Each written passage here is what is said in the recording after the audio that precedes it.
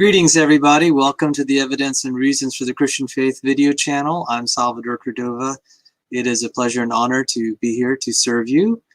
And we always have start out with a small crowd, but it's a lot of fun.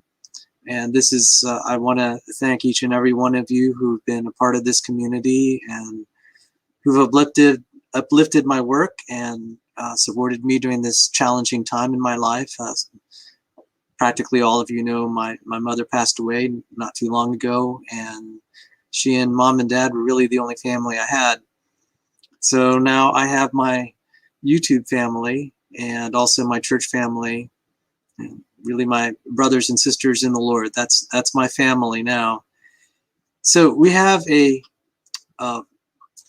variety show today. The last variety show went way longer than I expected. It lasted 4.5 hours and I did a monologue. I can't believe some people actually stayed with me that whole time. It was a total joy. That's probably why it went so long, because when you're having fun, time flies. Pigs Can Fly did point out that it'd be better to have small videos. It's actually very challenging to do that. I mean, to do it really well. That's in the works. And so for right now, it's just kind of more of a brainstorming session, just to think about topics and to kind of measure where people are interested in what they find compelling. So I hope I can deliver an entertaining monologue. I did invite Pigs Can Fly to perhaps join me for Saturday night. Saturday night on any 26th of the month. StreamYard basically gives lots of free hours, and you can persist for as long as you want, and we'll see what kind of show we can put together. So, oh, Dr. Dan is here. Oh, Dr. Dan, before you turn in, Dr. Dan and I are going to be doing a show on his channel. It will be eventually rebroadcast on one of my channels. We'll be talking about phylogenetics, and I'm going to be learning evolutionary biology. Dr. Dan is the most qualified, the #1 YouTube evolutionary biologist in our kind of circle of friends. And so I'm privileged to hang out with him. And I know some of the creationists are like, Sal, what are you doing? And just like, guys, Emery, Moina, myself, any creationist student of biology has to probably have lots of professors like Dr. Dan. So this could be a great educational experience. I'm highly recommending it. We'll be talking about how to understand evolutionary biology. And actually, evolutionary biology is very relevant to a lot of creationists, because we're trying to find out about mitochondrial Eve and Y chromosomal Adam, and also all sorts of things. So, you know, we have to, I think it's going to be great. Dr. Dan, obviously, and I don't agree, so don't think that I am becoming an evolutionary biologist, but I think it'd be nice to be able to have a chance to exchange ideas and explore questions. So we haven't set a definite time, but it's this coming Thursday night. This coming Thursday night, that would be the 24th. If I'm not mistaken. Correct me, Dr. Dan, if that's wrong. The 24th of June, so that's in a couple days. And I'm really looking forward to it. So Dr. Dan, thank you for dropping in. And we have quite a number of things on the docket today.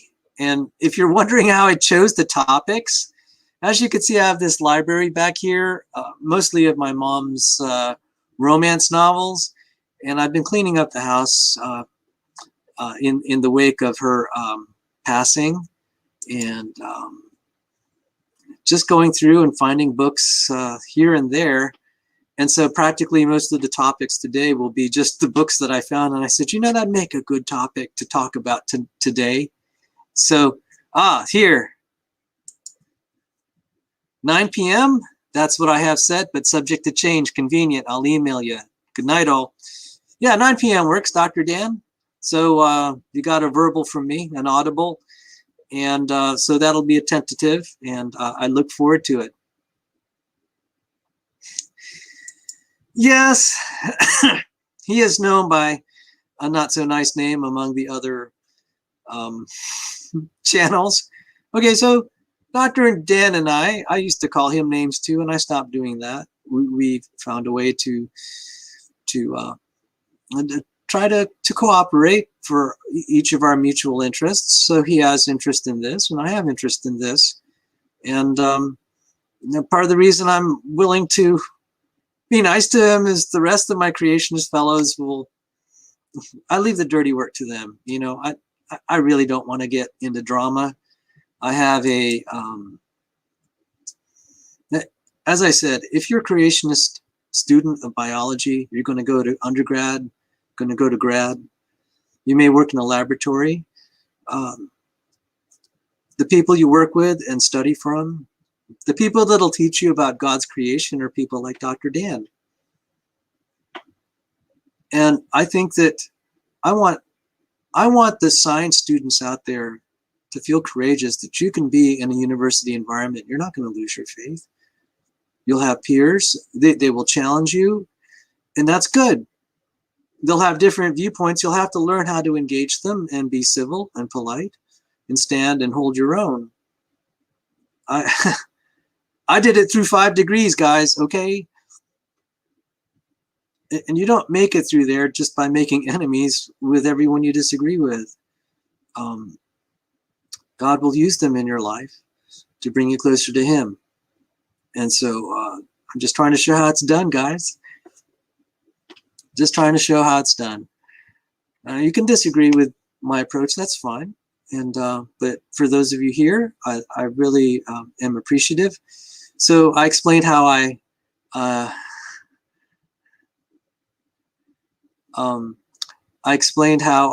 arrived at my topics today, and primarily this channel was first organized to reach out to science students, Christians who are in the sciences, especially biology.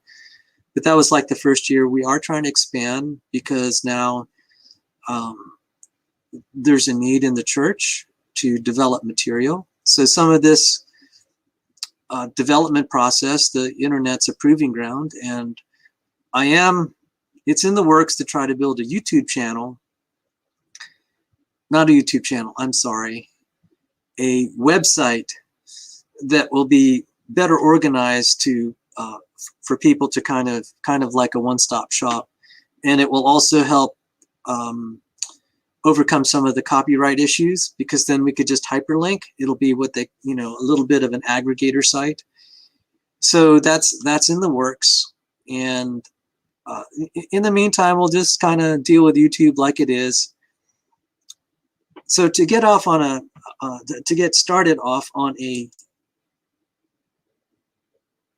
right note, and I need to memorize this verse here. Hang on.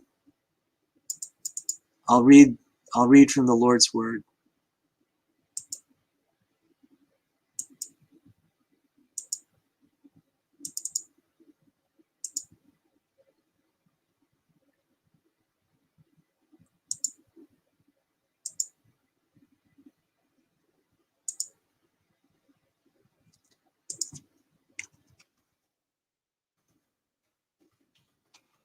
This is one of the central themes of this channel. Romans chapter 1, verse 18 through 20. For the wrath of God is revealed from heaven against all ungodliness and unrighteousness of men, who by their unrighteousness suppress the truth. For what can be known about God is plain to them, because God has shown it to them. For his invisible attributes, namely his eternal power and divine nature, have been clearly perceived ever since the creation of the world in the things that have been made, so that they are without excuse. That's a major theme of this channel. Evidence of God can be found through the study of his creation in the things that are made. If we wish to learn about his invisible attributes, his eternal power and divine nature, we can study the things that are made. And I try to highlight that. And I have found that as we study these things, as I have studied these things, I feel closer to the Lord. And so that's what I'm hoping that we could experience a little bit today. We'll talk about some totally irrelevant topics, just totally random, but then I really want to serve the Lord here. But, you know, I think a little bit of levity and a break kind of breaks up in the monotony, and it helps the learning process. I'm going to share another passage. This one's close to my heart. It also gives reasons why it helps us. It gives reasons why we can trust the Bible. Now, it's not it's not a cure-all, but I just want you to consider what this is from 1 Corinthians chapter 15.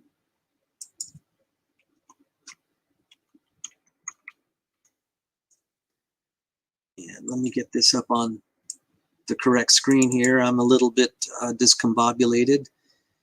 Let me see if I can get this going. 1 Corinthians 15. Now, if Christ is proclaimed as raised from the dead, how can some of you say that there is no resurrection of the dead? But if there is no resurrection of the dead, then not even Christ has been raised. And if Christ has not been raised, then our preaching is in vain, and your faith is in vain. We are even found to be misrepresenting God, because we testified about God that he raised Christ, whom he did not raise, if it is true that the dead are not raised. For if the dead are not raised, not even Christ has been raised. And if Christ has not been raised, your faith is futile, and you're still in your sins. Then those who have fallen asleep in Christ have perished. If in Christ we have hope in this life only, we are of all people most to be pitied.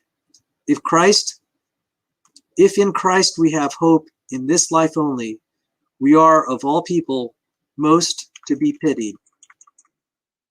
But in fact, Christ has been raised from the dead, the first fruits of those who have fallen asleep.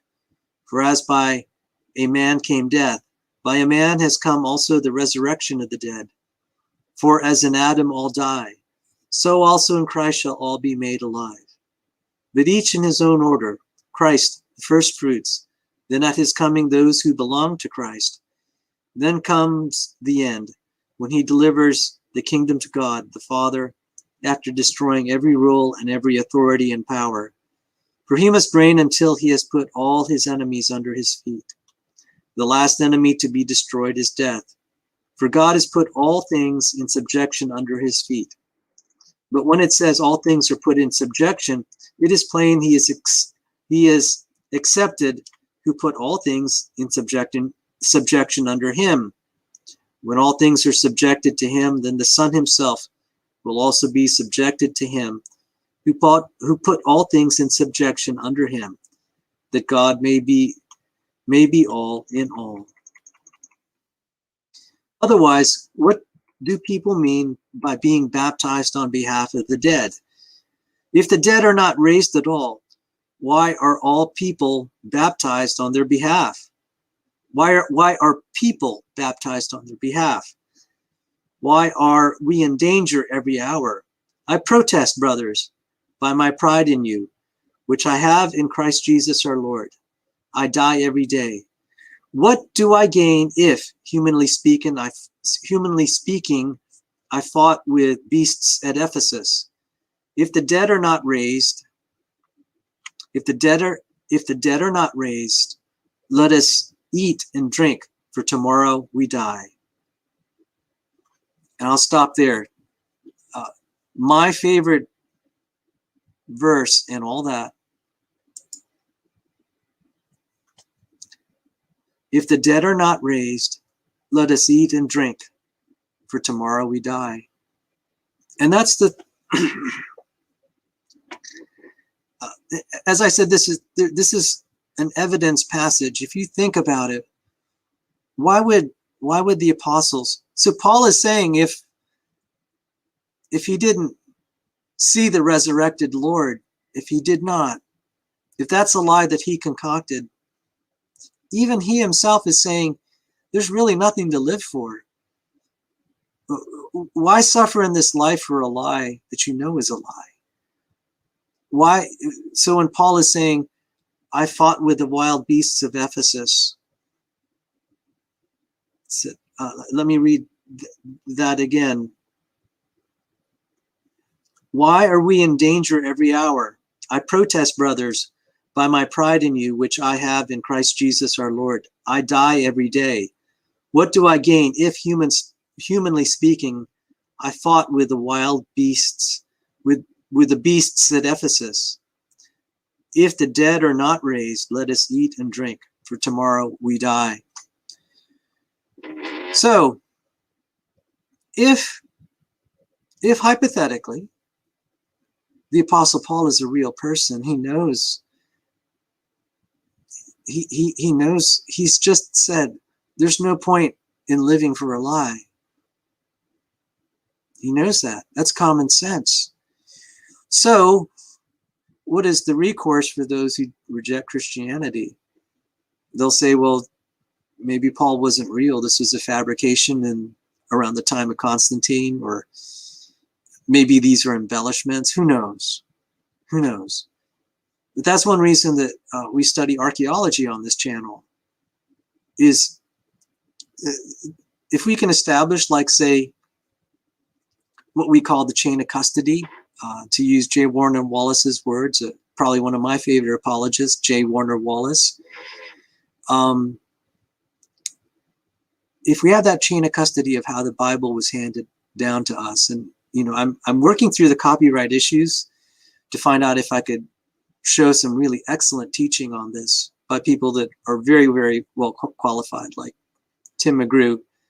That's Dr. Timothy McGrew, not Tim McGraw, the country singer. I found that out kind of funny. Tim McGrew. And thanks, by the way, Mr. Jetty, if you're listening right now or through recording, you're the one who introduced me to Tim McGrew's work. I just wanted to say thank you, Mr. Jetty. That was great. He explains how we have the New Testament spread over a large geographical region in the 1st and 2nd century. That's amazing. It's relatively easy to establish that the gospel had been handed down all the way from the time of Constantine faithfully. So then we have to just account for the first 300 years. And Dr. McGrew accounts for the first, the 2nd and 3rd century very easily. And then it starts to become difficult to say, well, it starts to be difficult to criticize and say, as Richard Carrier and these, what they call the mythicists, the Jesus mythicists, for them to say Jesus didn't exist, but then one will have to argue, okay, so who else didn't exist? Irenaeus,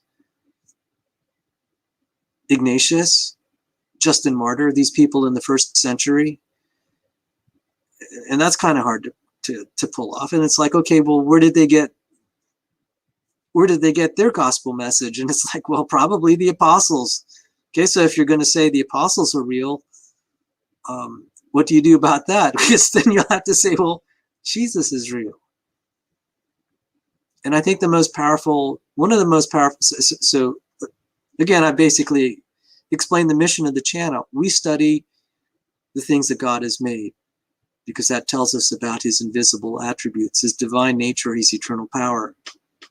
We get close to God by studying creation and also refuting the evolutionary and abiogenesis explanations of what God did by miraculous creation. So a big part of the channel is criticizing and say, no, nature didn't build this by itself. It was an act of God.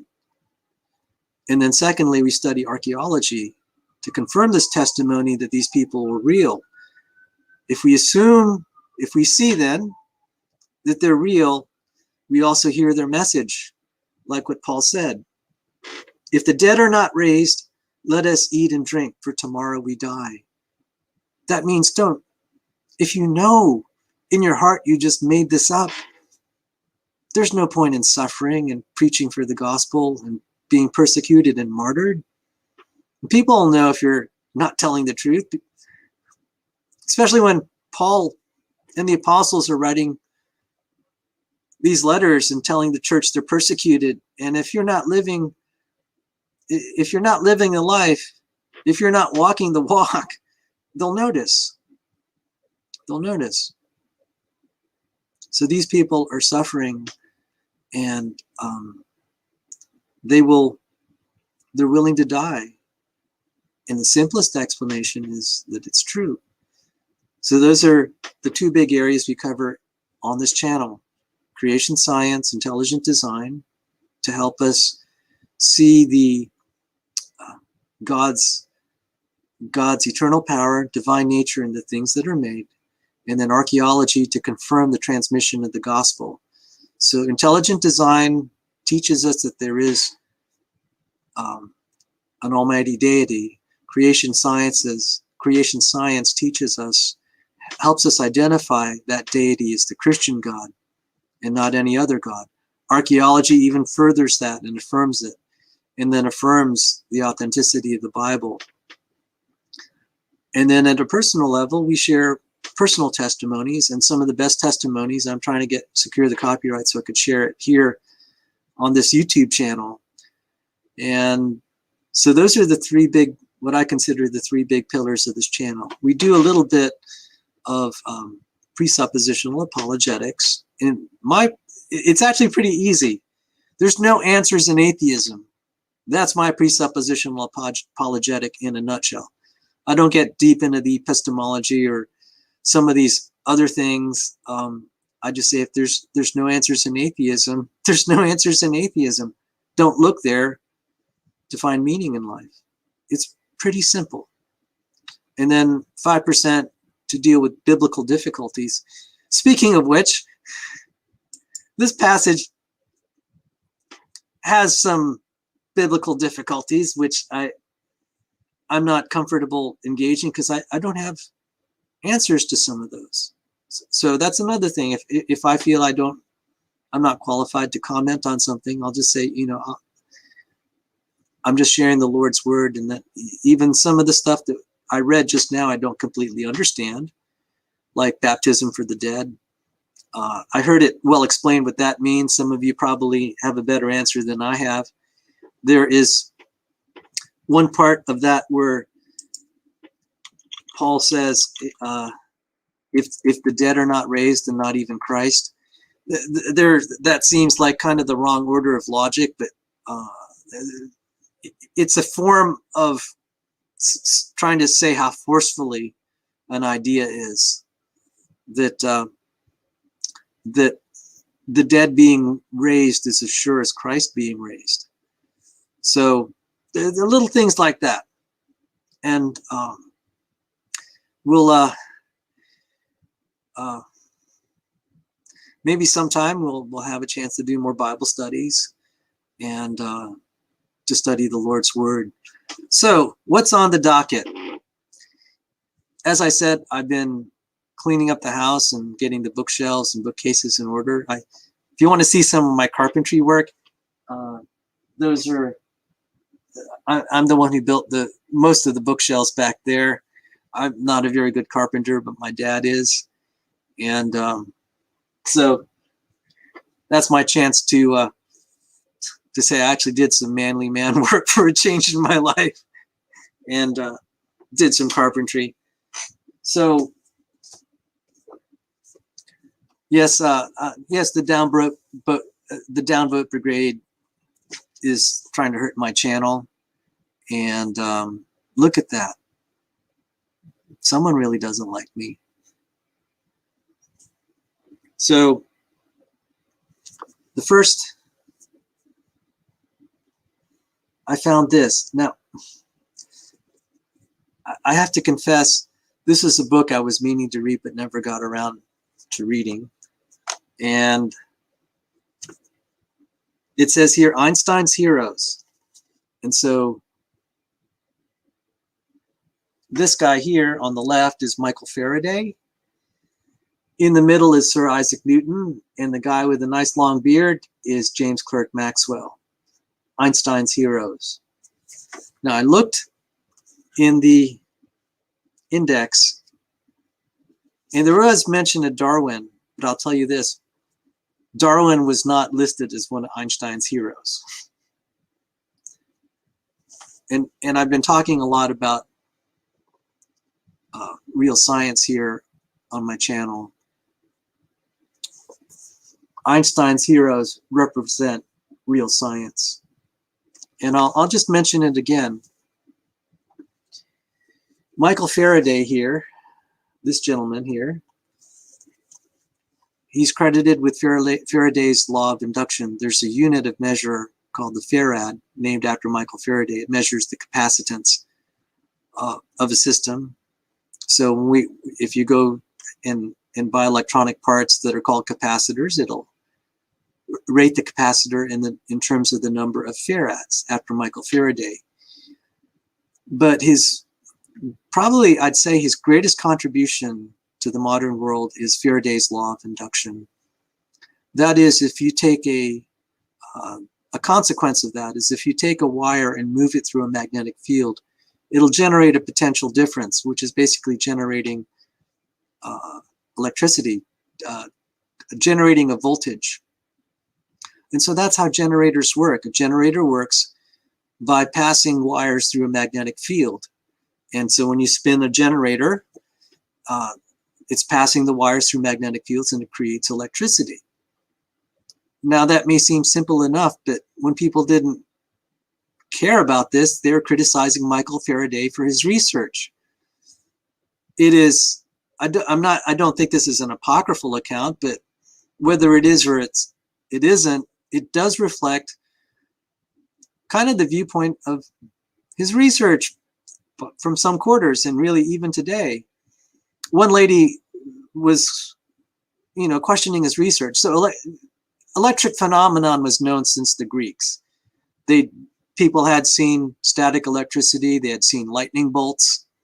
So the idea of electricity was known. One of the famous scientists in this was Ben Franklin.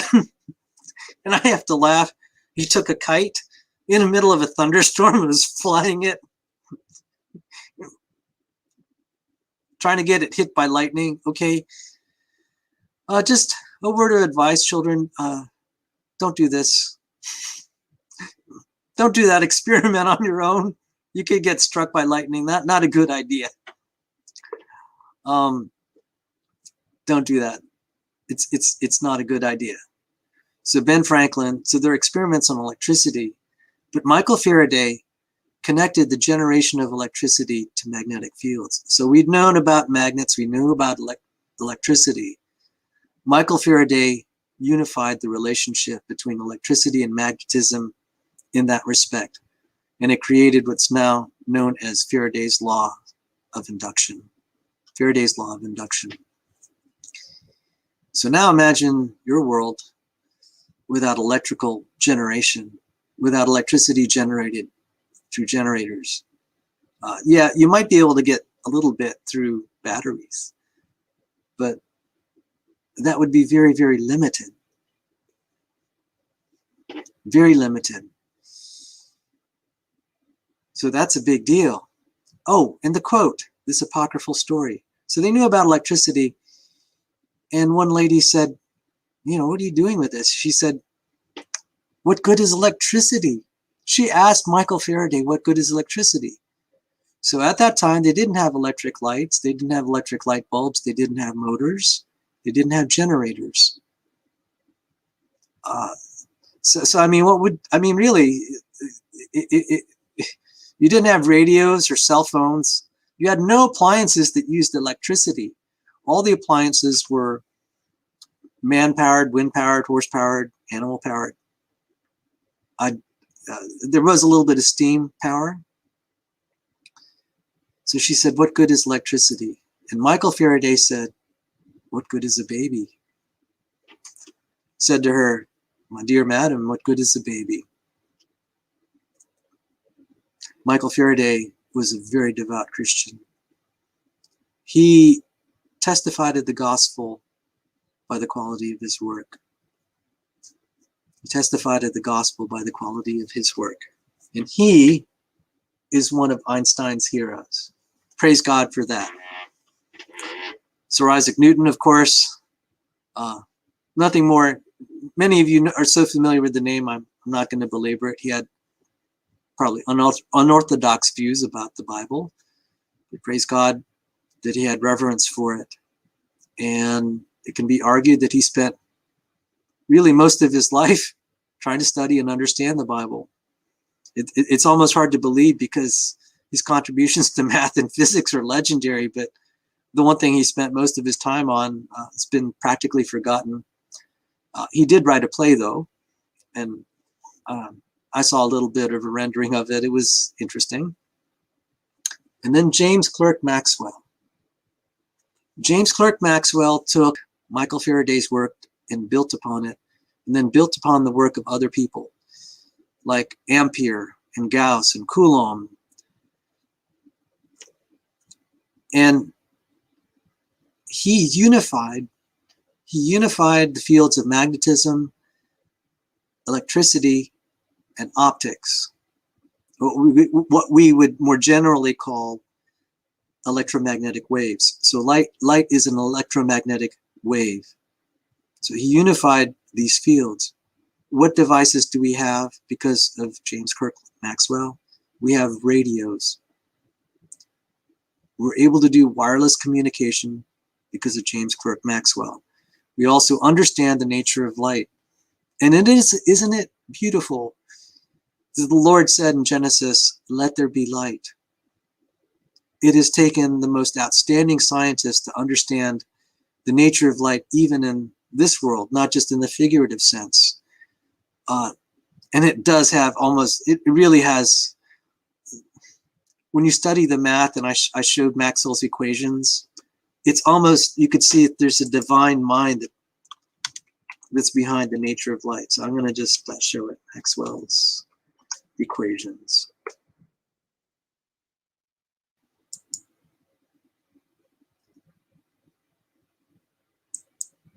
I'm going to show it again. I've showed it, and I have a point to make about this and Einstein's heroes.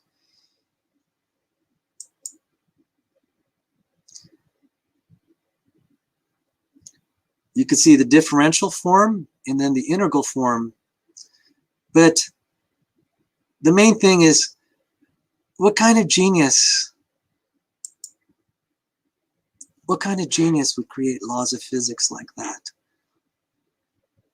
When I talk to my fellow graduate students in physics, they say yeah, electromagnetic theory is the hardest. That depends on your teacher. It really does. But for graduate studies, a lot of them will say, yeah, they survived electromagnetic theory. It is very hard. Now, I mean, it really does. It does depend on your professor, but they can pounce on you. For myself, the hardest course I ever took in my life was classical mechanics, Goldstein's mechanics. That was miserably difficult. But you could just see the mind. When God said, "Let there be light," he understood. He created light in this way. These equations describe light, and light can be described in terms of changing electric and magnetic fields. So that last law, the Ampere circuital law with Maxwell's correction, that is the basis for electromagnetic theory, which is the basis for radio waves and really understanding the nature of light and its interaction at a very fundamental level, how light moves through dielectrics, like what we would call lenses. Just amazing. And then he connected all the four equations there, Gauss's law that governs static electric fields, and then Gauss's law that governs static magnetic fields, and then Faraday's law of induction, and then optics. That last one is the killer. So what does this also have to do with evolutionary theory? by comparison, it's nothing. In our culture, it is celebrated, the political fights over it. It's not because anything in science really depends on it. If these equations here are not obeyed, you're not going to be able to have modern technology. If you ignore the significance, you can totally disregard Darwinian evolution and abiogenesis. Science will move forward. In fact, I'll argue it'll move forward even better. We saw that with this debacle of ENCODE when the evolutionary biologists were saying, we don't like your experimental results and your conclusions that the genome is mostly functional. And I wanted to say, evolutionary biologists, that's none of your business. You're not the ones running the experiments. You're not the one doing cancer research that this depends on. It's not your place to say that what they are discovering is wrong because it disagrees with evolutionary theory. The research will stand or fall on its own merits in terms of physics, chemistry, and cell biology. It's that simple. Evolutionary biology should have nothing to say about it. And in fact, when some of its proponents spoke up, they're just embarrassing themselves, because we're finding that the genome, the so-called junk DNA, is pretty important. If for no other reason, it's a good scaffold for molecular machines, and it has some pretty interesting biophysical properties. So I showed up on Dr. Dan's channel and I said, yeah, I didn't completely agree with ENCODE's characterization, but I had a feeling their intuitions are right. Just let the facts play out and we'll see it. So in fact, an evolutionary biologist himself, Jerry Coyne, who wrote the book Why Evolution is True, he said in the essay of Vice and Men, in science's pecking order, evolutionary biology lurks somewhere near at the bottom, far closer to the pseudoscience of phrenology than to physics. Did you get that? He's likening evolutionary biology to a pseudoscience of phrenology. And guess it, what is the top tier of science? It is physics, not evolutionary biology. This culture that makes a big deal of it as if science is going to fall apart, that's not true. If we reject evolutionary biology, if they, the culture makes out that we're not going to be able to move forward in medical science, or all of progress will fail if we abandon it. There's no evidence of that. Absolutely none. The only thing that'll fall apart is the secular narrative and the field of evolutionary biology. But the rest of science will march forward. It'll do just fine. If you don't believe me, let's ask an evolutionary biologist. What'll happen if we stop studying it? Can you name one technology that if we reject universal common ancestry, and say God did it by a miracle, the patterns of similarity are, let's just say hypothetically, culture adopted the idea that the patterns of similarity and diversity in creatures, like the fact that we're similar to chimpanzees, more similar than humans are more similar to chimps than they are to trees. Let's just say that that's a pattern designed by God so that we can understand ourselves, so that we could study creatures like mice, put them in our labs rather than using human fetuses to understand biology. Let's say that that's our hypothesis, that those creatures were God-made to be similar to us to help us do science. So let's just assume we adopt that as a culture. We adopt that as our paradigm instead of evolutionary biology. Do you think science is going to stop? Or might it even be better? So that's just a rhetorical question for you evolutionary biologists and evolutionary proponents, especially those of you who are out there daily hating on creationists. Is your theory that good? Is it that essential to science? I'll say no, because it's not even real science. It's only pretend science. It's only pretend science. And so that's all I have to say. Now, there was this book, unfortunately, I'm going to have to give it one negative review because it was pro-Darwinian in a physics book. Had nothing to do, but someone just had to, the author, Robyn Arianrhod, she had to put a plug for Darwin. Just, it seems kind of really bad taste to me personally. But anyway, she got the order right. Einstein's heroes are Faraday, Newton, and Maxwell. Darwin was not his hero.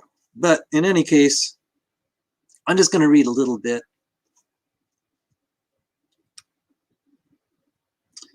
In this social and okay, so she was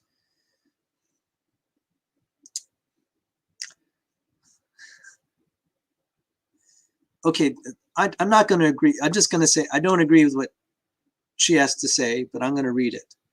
She says science was not the only threat to organized religion at that time.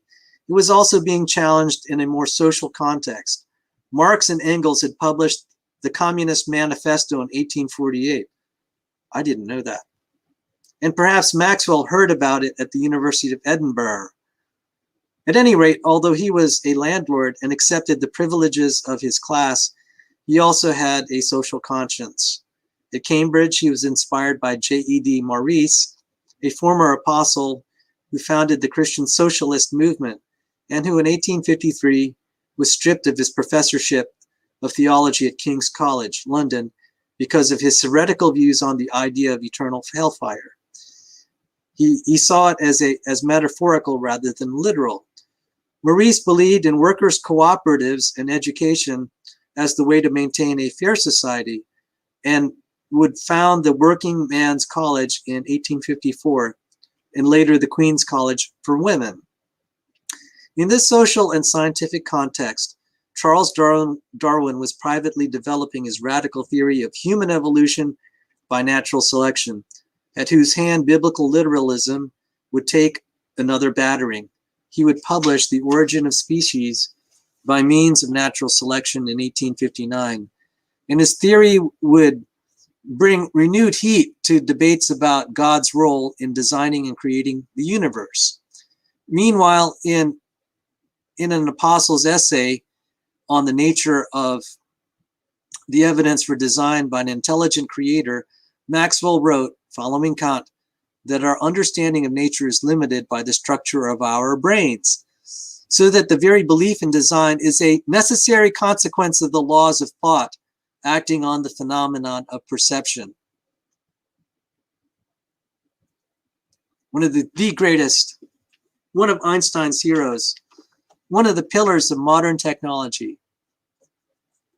In his own words, the very belief in design is a necessary consequence of the laws of thought acting on the phenomenon of perception.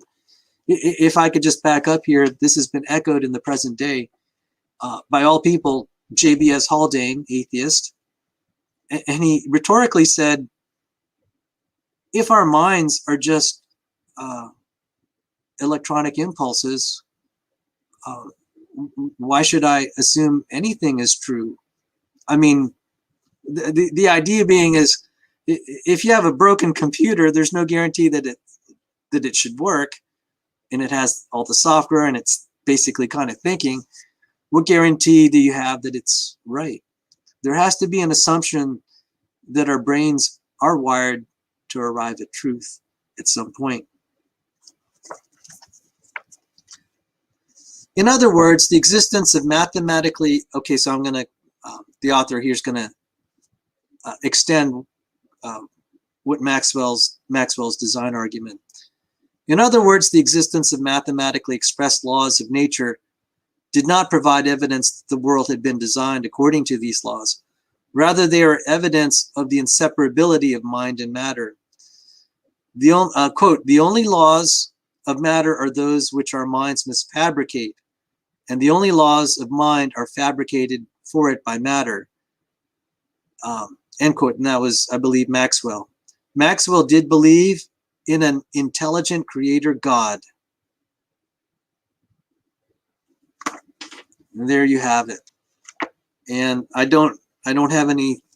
haven't read what she had to say about Faraday, but suffice to say there's no need of evolution to be a great scientist. So I rhetorically pose this question: what good is evolutionary theory for modern technology, specifically universal common ancestry? We can say, creationists say, yeah, there are mutations and there's change in allele frequencies. I'm specifically talking about the assumption of universal common ancestry. If we dump that as a theory, what's going to happen to science? I'd argue it would probably do even better, because evolutionary theory has been a kind of a litmus test to kind of abuse Christians. And you know, if a nation wants to advance,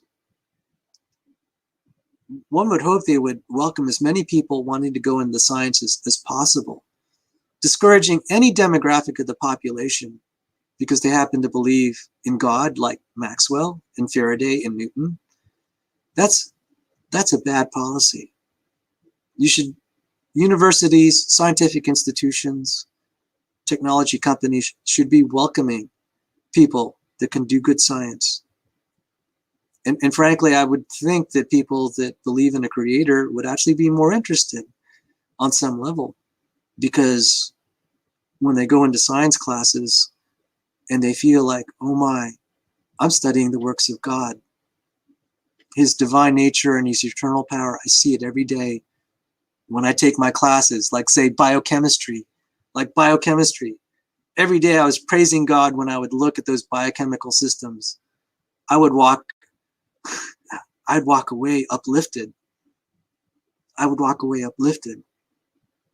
Wouldn't that be wonderful to have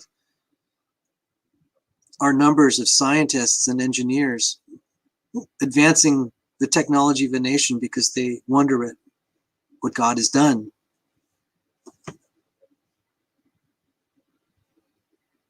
So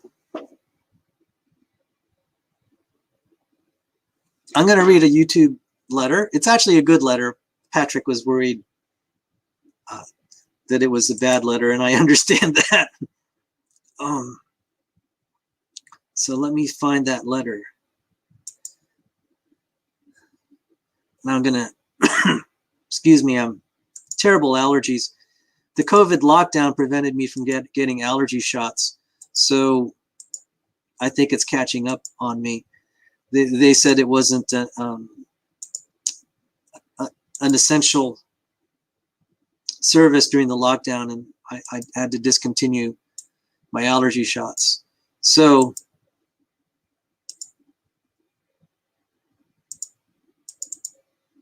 let me read this. I think it's kind of cute.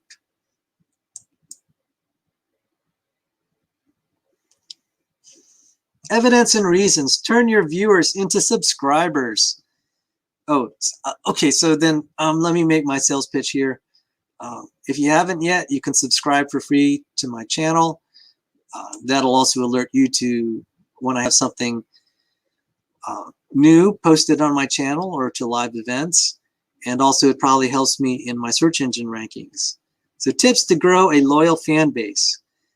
Creating a sense of community is key to expanding your brand, and it starts with your subscribers. They're often more loyal and engaged, which can contribute to your channel's growth and lead to higher watch times. Check out these tips to turn viewers into committed subscribers. So speaking of this,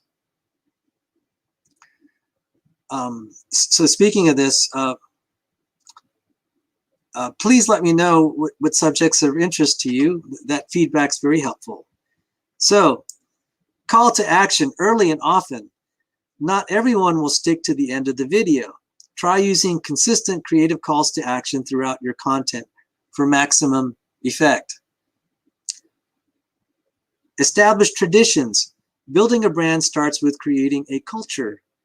Play with rituals, memes, catchphrases, and inside jokes that will consistently delight both old and new fans. Put the you in YouTube. It takes courage to share your content with the world and inspire viewers daily. But remember, they came to see you. So be genuine and have confidence in your personality and creativity.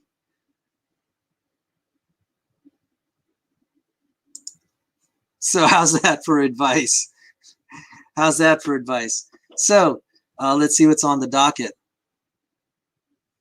Oh yeah, so please let me know. I want to serve you. I have 2 other channels. One only has 3 subscribers, and that's okay. It's the Evidence and Reasons Wild Frontier. It's where I'm going to be dumping some things that I'm like, well, I don't think I want it on this channel. It will have interactions I have, but I don't think it's really for, it's more for archive purposes, not necessarily something I'd want on this channel, where I really do want many of the shows to be uplifting and informative. Some of the stuff that I put on the Wild Frontier, I'm like, yeah, you know, I don't know that it'll be a blessing to the viewers, but I leave it there for reference purposes.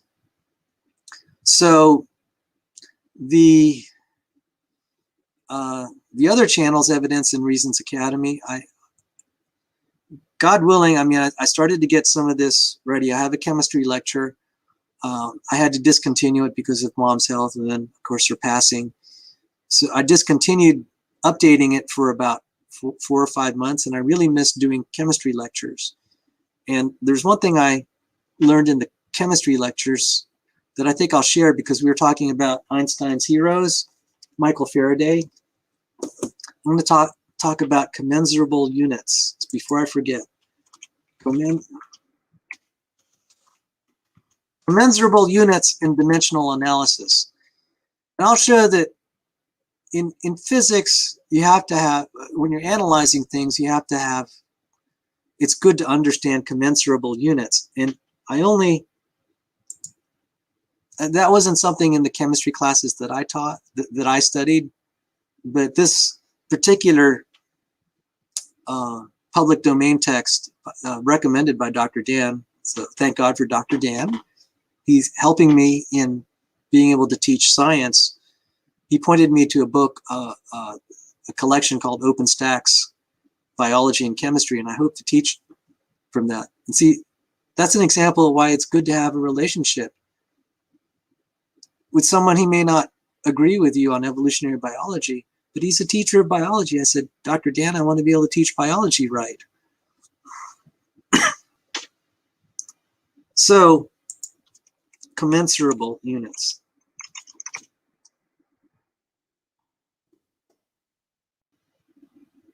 Okay, and I'll cover this a little bit more, but I want to show that even Darwinism can't even get basic science right.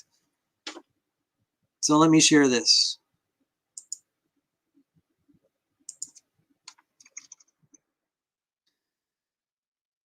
Commensurable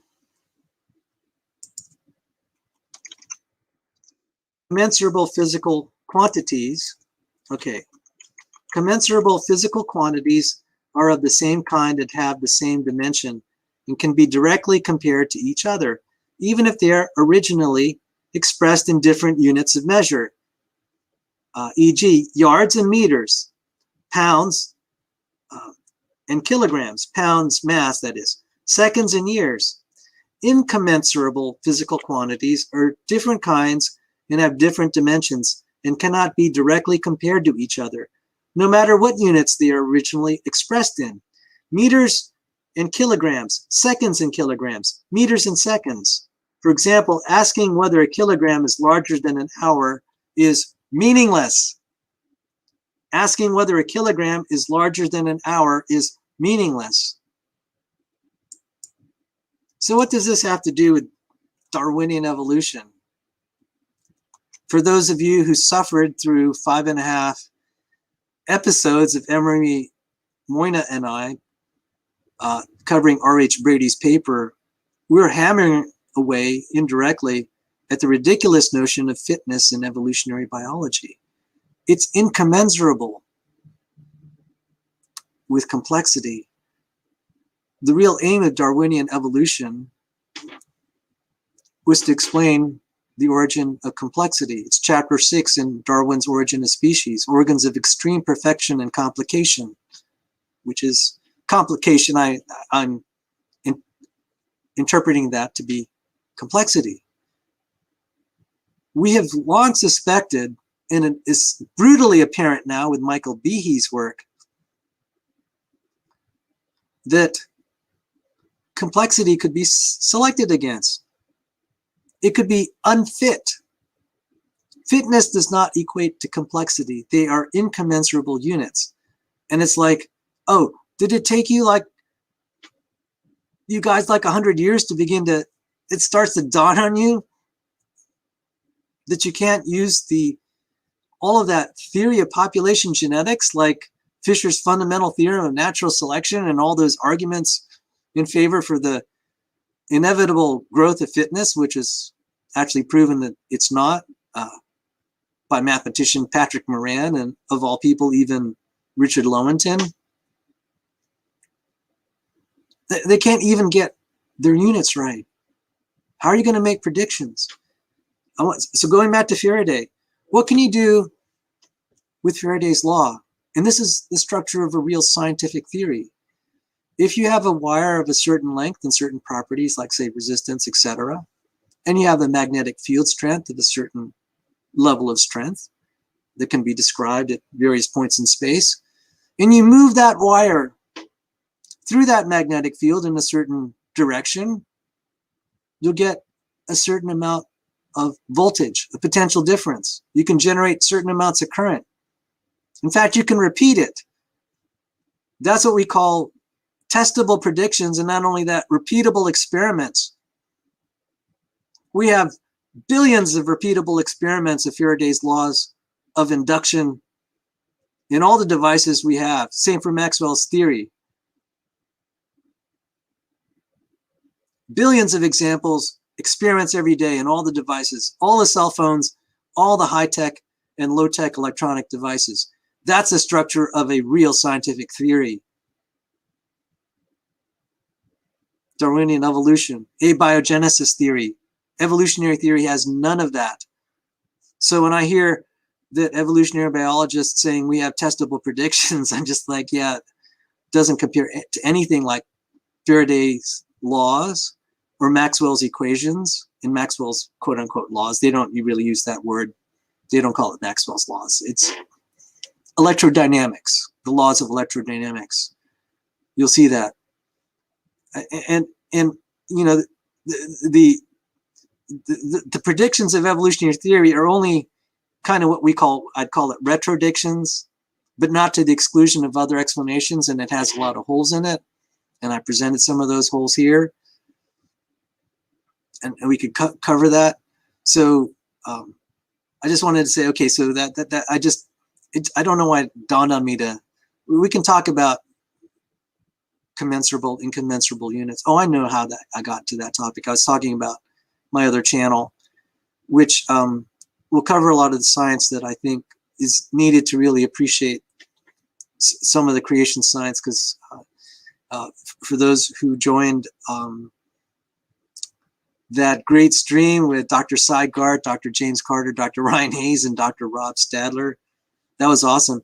It'd be helpful to have more basic chemistry to understand these things so that you could see what a bonehead Dave Farina is even more.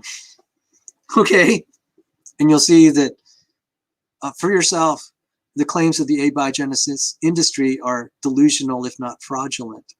But it's hard to convey that if we're just taking quotes, extracting them from peer-reviewed literature. It'd be better if you understand the chemistry yourself. So, you know, I'm offering this for free. Part of the reason I'm doing the lectures is so that I could teach myself. One way to learn is to teach. And I have to review a lot of chemistry myself, same with basic math and physics. So that's the other channel.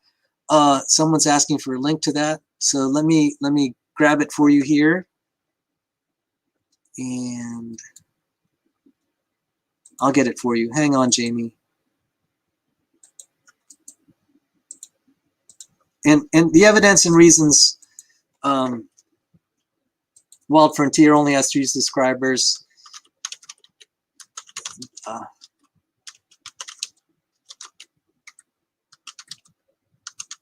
Evidence Reasons Academy link. There you go. So if you subscribe to that, that'd be great. Thank you, everybody who's coming. This is fun. Oh my goodness, I thought I'd be driving the subscribers away when I had my 4.5-hour monologue.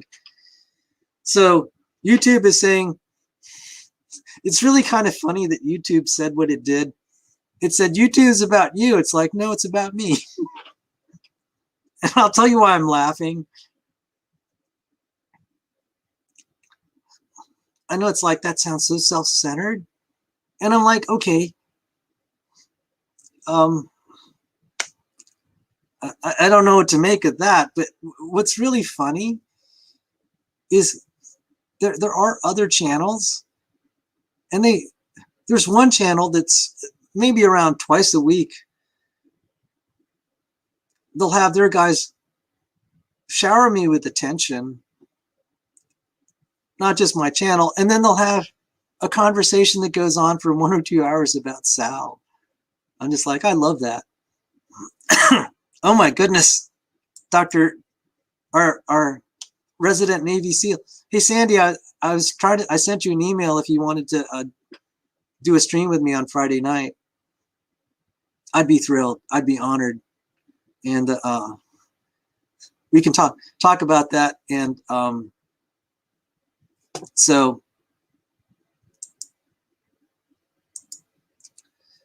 anyway, this is I'm just laughing about that. I wanted to call, it ought to be not called YouTube. It should be MeTube. Right? I'm just like, even my critics are showering me with more attention. I'm just like, well, I'd like to thank you all for increasing my view count. Probably improving my visibility on YouTube search engines. So thanks.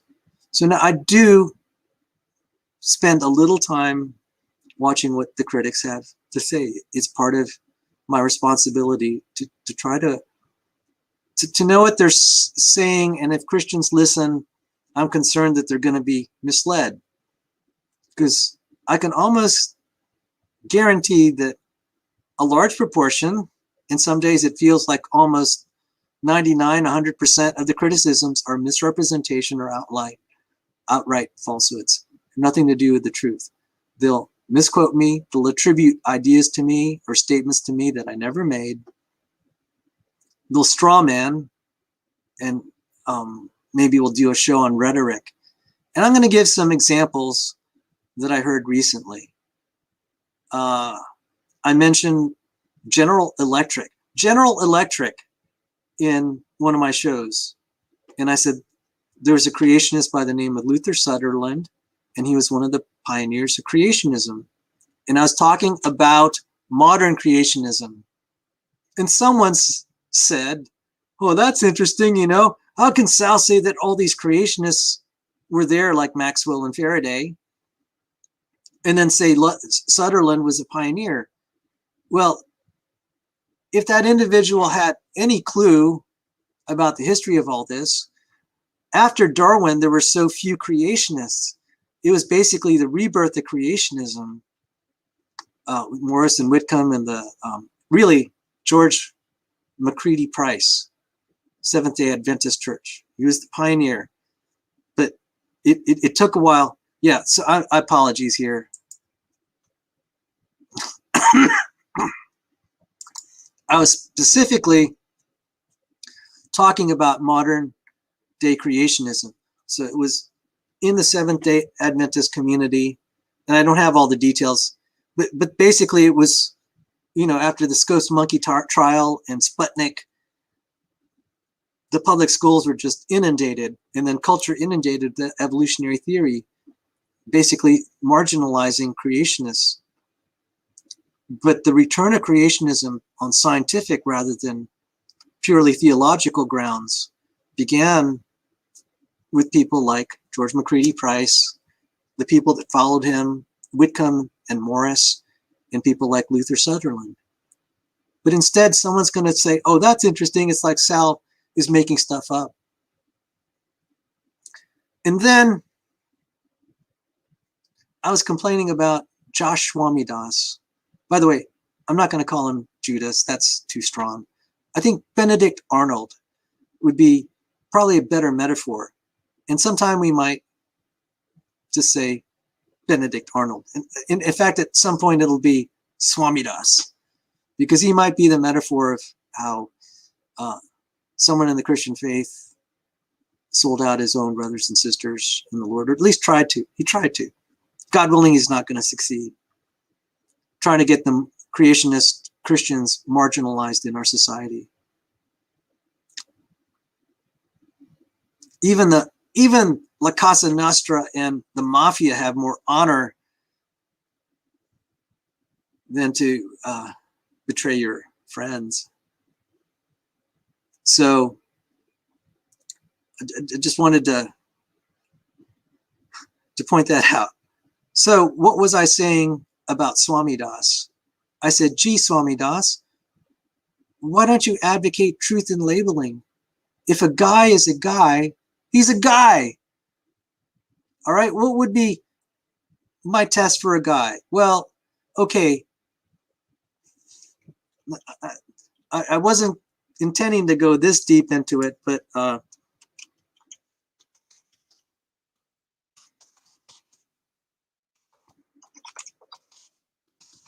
okay, so we have laws in what we call truth in labeling, right? We have laws that require truth in labeling.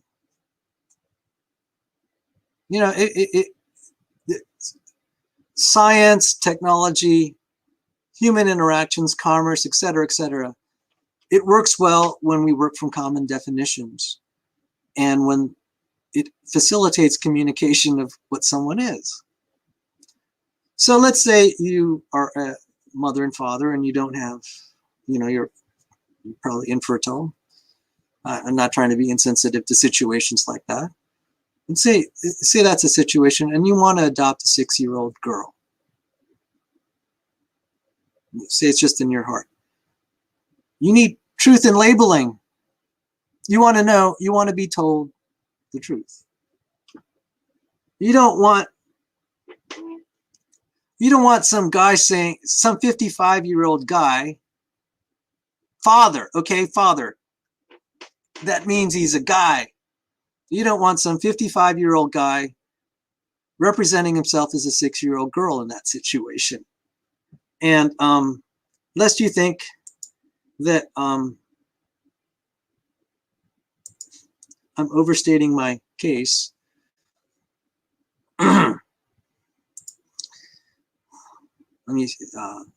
yeah. I've gone back to being a child, husband and father of 7, age 52, leaves his wife and kids to live as a transgender 6-year-old.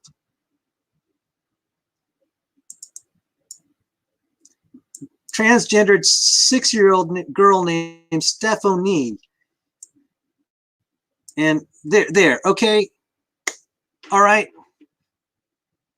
If he wants to be like this for himself, that's, you know, that's his business.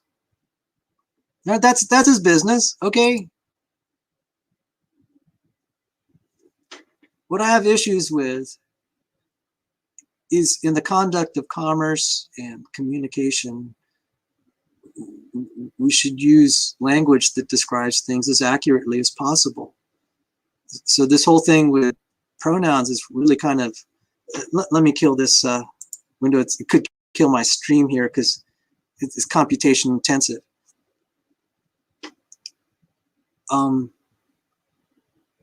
It's not good. If you say he, it used to be you would get a lot of accurate information on what that meant. But now if you say she is a 6-year-old girl, it's now becoming ambiguous. I don't think that facilitates advancement in knowledge and understanding and communication. Okay, so I'm not, all right. So what does this have to do with Swami Das? I was saying, okay, if you want labeling, if you want truth in labeling, why don't you attack that?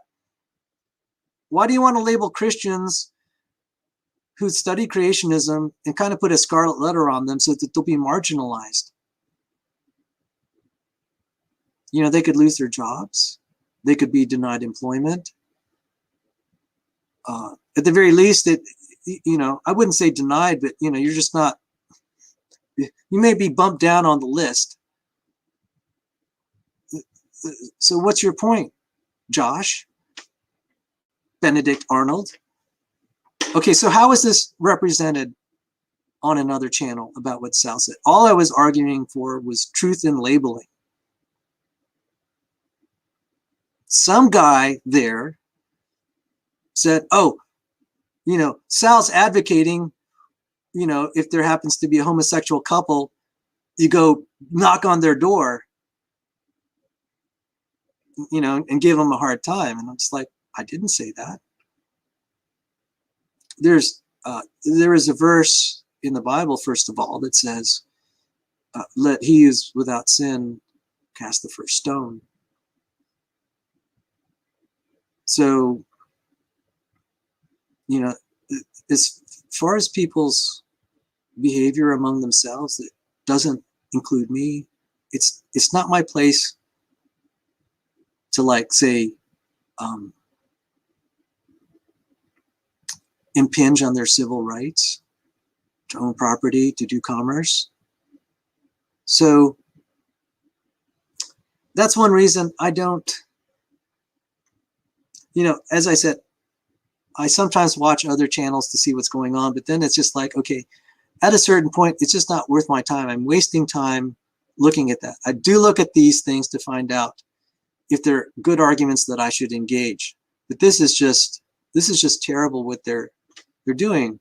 So like I said, 90% of the criticisms are straw man, falsehoods, misrepresentations. And I'm just like, okay, I need to see how they're trying to I'm trying to see how they're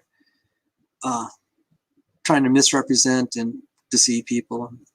That's worth it to some degree, but I'm like, you know,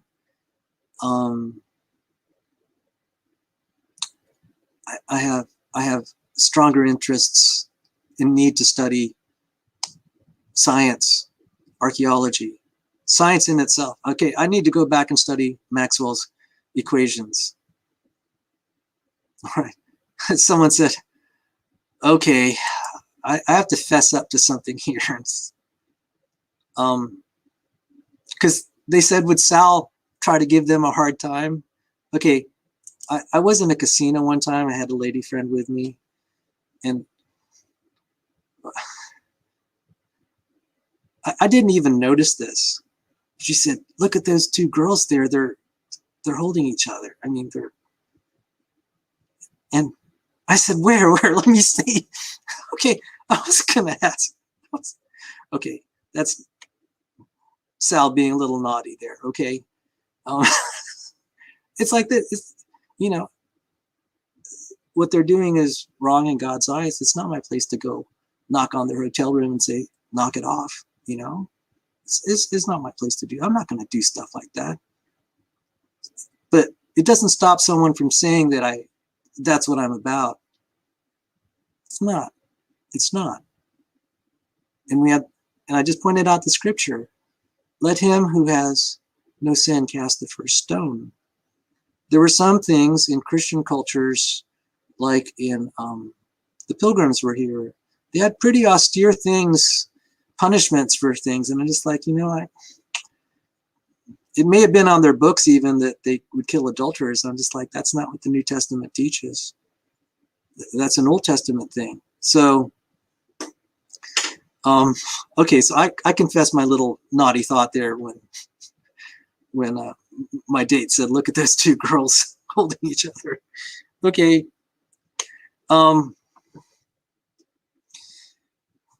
So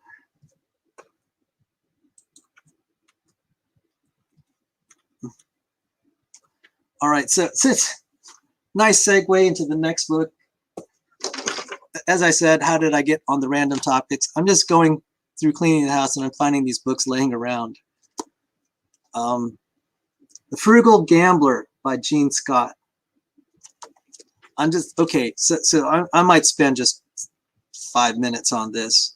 Now, oh my goodness, forward by Ethan. Okay, I have, maybe I shouldn't tell that story by his name.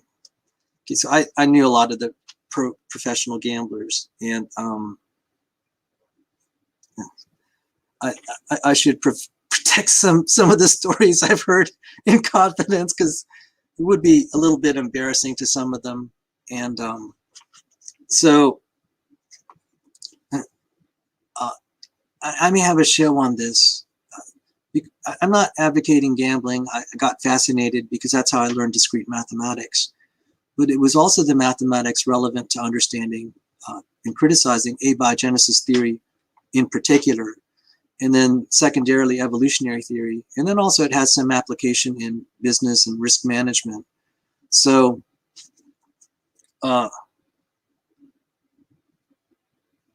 Gene Scott, Jean, it's spelled Jean, she's a woman. She's very skilled video poker player. You can actually beat the game of video poker if you combine it with what they call marketing incentives, so basically coupons. You get enough coupons, and you get and you play a good enough game, you can actually come out on ahead. There's a book, $1 Million Video Poker by Bob Dancer. Dancer's not his real last name, but it tells you. Oh, Jesus asked me, Sal, you counted cards back in the day? Oh yeah, baby. I got kicked out of the casinos around the nation. They started circulating my photo around and saying, if you see that face in that casino, you escort them out. It took me a year to learn the skill, and people ask, well, how did I get involved in that? Well, you know, my dad passed away in 2003, and you know, sometimes when you're under that stress, you start to find ways to cope. And playing cards, using mathematics and counting cards, kind of got my mind off things, and I love traveling. And so I'll share a little bit about the other perks here. So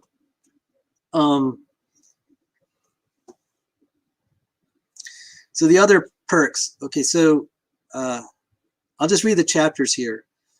Chapter 1, Raining on the Casino's Parade. 2, Great Expectations, a reality check. 3, Slot machines, handle with care. 4, Video poker, the meat and potatoes. 5, Chapter 5, Slot clubs, join or else. 6, Comps, your just desserts. And I'm going to talk about comps. Promotions, Chapter 7, Casino gravy. Chapter 8, The Bump, airline comps. Chapter 9, Long-term in Las Vegas or having a life. Chapter 10, Pyramid power. Chapter 11, Ethics in gambling, odd bedfellows.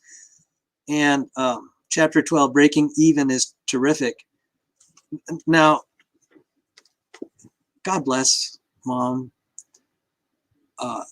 In her obituary, all the children contributed. They said she loved going to Las Vegas. That was her favorite place. She's a skilled gambler, skilled poker player. I could never be a skilled poker player. I have too honest a face. Meaning, if you see me excited or happy or sad, read me like an open book. So if I get a good hand, I'm not going to bluff. If I get a terrible hand, I'm not good at bluffing. Okay. Is card counting illegal? No, no. But the casinos, if they are able to establish that you're a card counter, they can ask, they can refuse to do business with you, and then they can even escort you out. And so in this book, it talked about Hollywood Casino. I got escorted out of the casino by security. They said, Tito, which is my nickname. I didn't want to use my real name, but I went by Tito. That was my nickname. And they said, sir, can we have a word with you? So this finely dressed woman came up behind me, and then there are these big security guards behind her, and like, oh man, this is the jig's up. And she read me what they call the trespass. They said, you know, you're no longer allowed to gamble here, Mr. Cordova. And, you know, if you return, you'll be subject to being a trespasser, which means you get to spend the night in jail. Okay, so you don't, it's not a crime to count the cards, but it would be considered a trespass crime to come back. So I came back once to cash in some things. I didn't have to spend the night in the jail. I wanted my comps back. So what are comps? Comps are complementaries. So the casino, to entice you, will set you up in like these beautiful hotel rooms, and they'll give you these meals. So you get to dine on the finest cuisine, and you get hotels. And I was being offered even flights. So I really wanted to take them up on some of these, but you know, when I was still working for MITRE, it's like, oh man, I can't just spend a week there. They're offering me a whole week. But when I left MITRE to go back to grad school for a little bit, I was able to go on the town there. Let me show you one of my, let's see. You could get these hotel suites for free if you're a gambler. And so the thing is that you don't, I'm going to show a picture here. So my favorite casino to stay at is the Venetian. And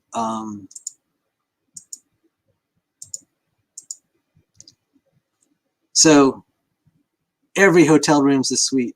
It's like $500–600 a night, but I got that for free.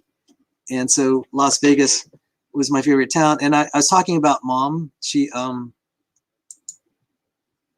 great poker player. I remember I went to the Jeopardy trials. I didn't make it to the final round to get on the show because they asked all these questions about Shakespeare, and I know nothing about Shakespeare.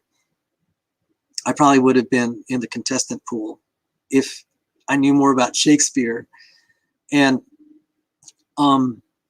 so Mom and Dad and I in the 90s drove off to Atlantic City. It's about a 4.5-hour drive from where we lived.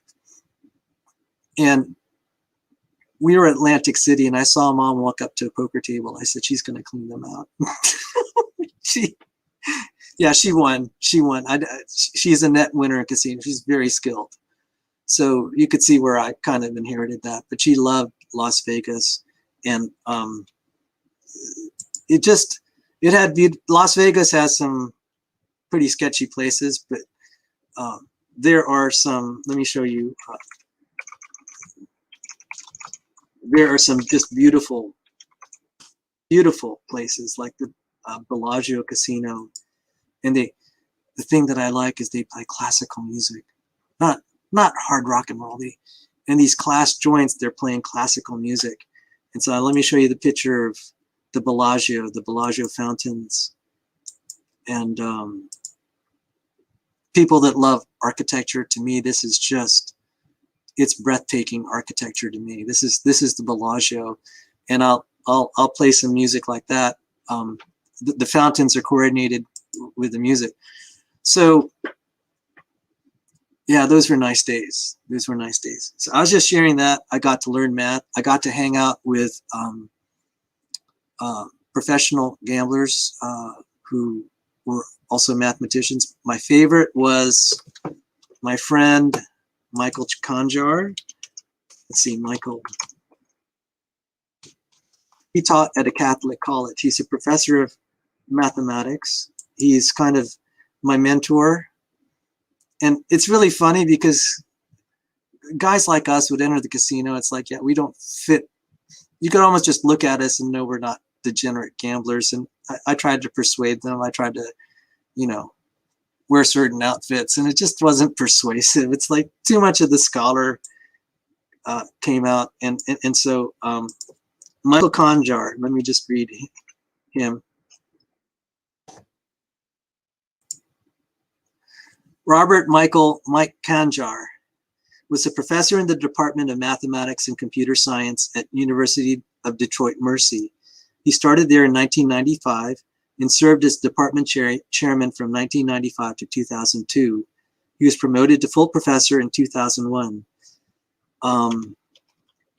And then I'll read a little bit. Yeah, he died May 7th, 2012. I saw him in 2011 last time. So he had academia, and so he, using the nom de plume of math professor, Mike Conjar was a regular contributor to various websites dedicated to the study of casino games and advantage play, most often to Stanford Wong's Blackjack website, where he won a record number of 16 times the award for Post of the Month. Math professor was considered one of the most prominent contributors to the study of casino blackjack and related subjects of bankroll management, risk of ruin, kurtosis, skewness, cut card, and large deviation, and others. So now, how this relates to anything, it was that time I was also going to physics, but then a lot of that math translated to the arguments that you hear me use when I'm criticizing abiogenesis, particularly the law of large numbers. And that's, I know that's a lot of work, but it's just like, this wasn't used a lot in any of the arguments I heard criticizing the origin of life. William Dembski used, and the ID proponents tried to use information theory and something called specified complexity. I said, there's simpler arguments. Try using the law of large numbers for starters. That's a good way to educate people that were not very familiar with this. And then there are other things that, particularly in population genetics, you could just take that gambling math and import it. So that's why, because I use it so much in my study of intelligent design, my gambling days really are never completely put to rest. So the next on the docket is Life Solution. I'm not going to talk about this much. It's written by an evolutionist. Life Solution, Inevitable Humans in a Lonely Universe. And basically he's arguing that, you know, is life inevitable, like the forms of creatures we have? And because we, like, for example, we see like the convergence, we call the phenomenon of convergence. There are features in life that are very similar anatomically that are not the result of common descent, even according to evolutionary biologists.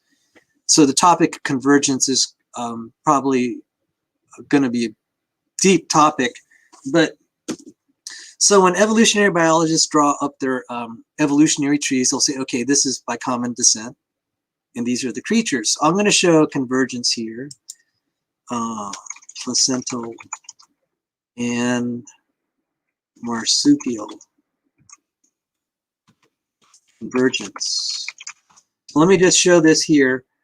And what he said is, oh, you know, the way the universe is set up, Simon Conway Morris is a theistic evolutionist. He's a theistic evolutionist.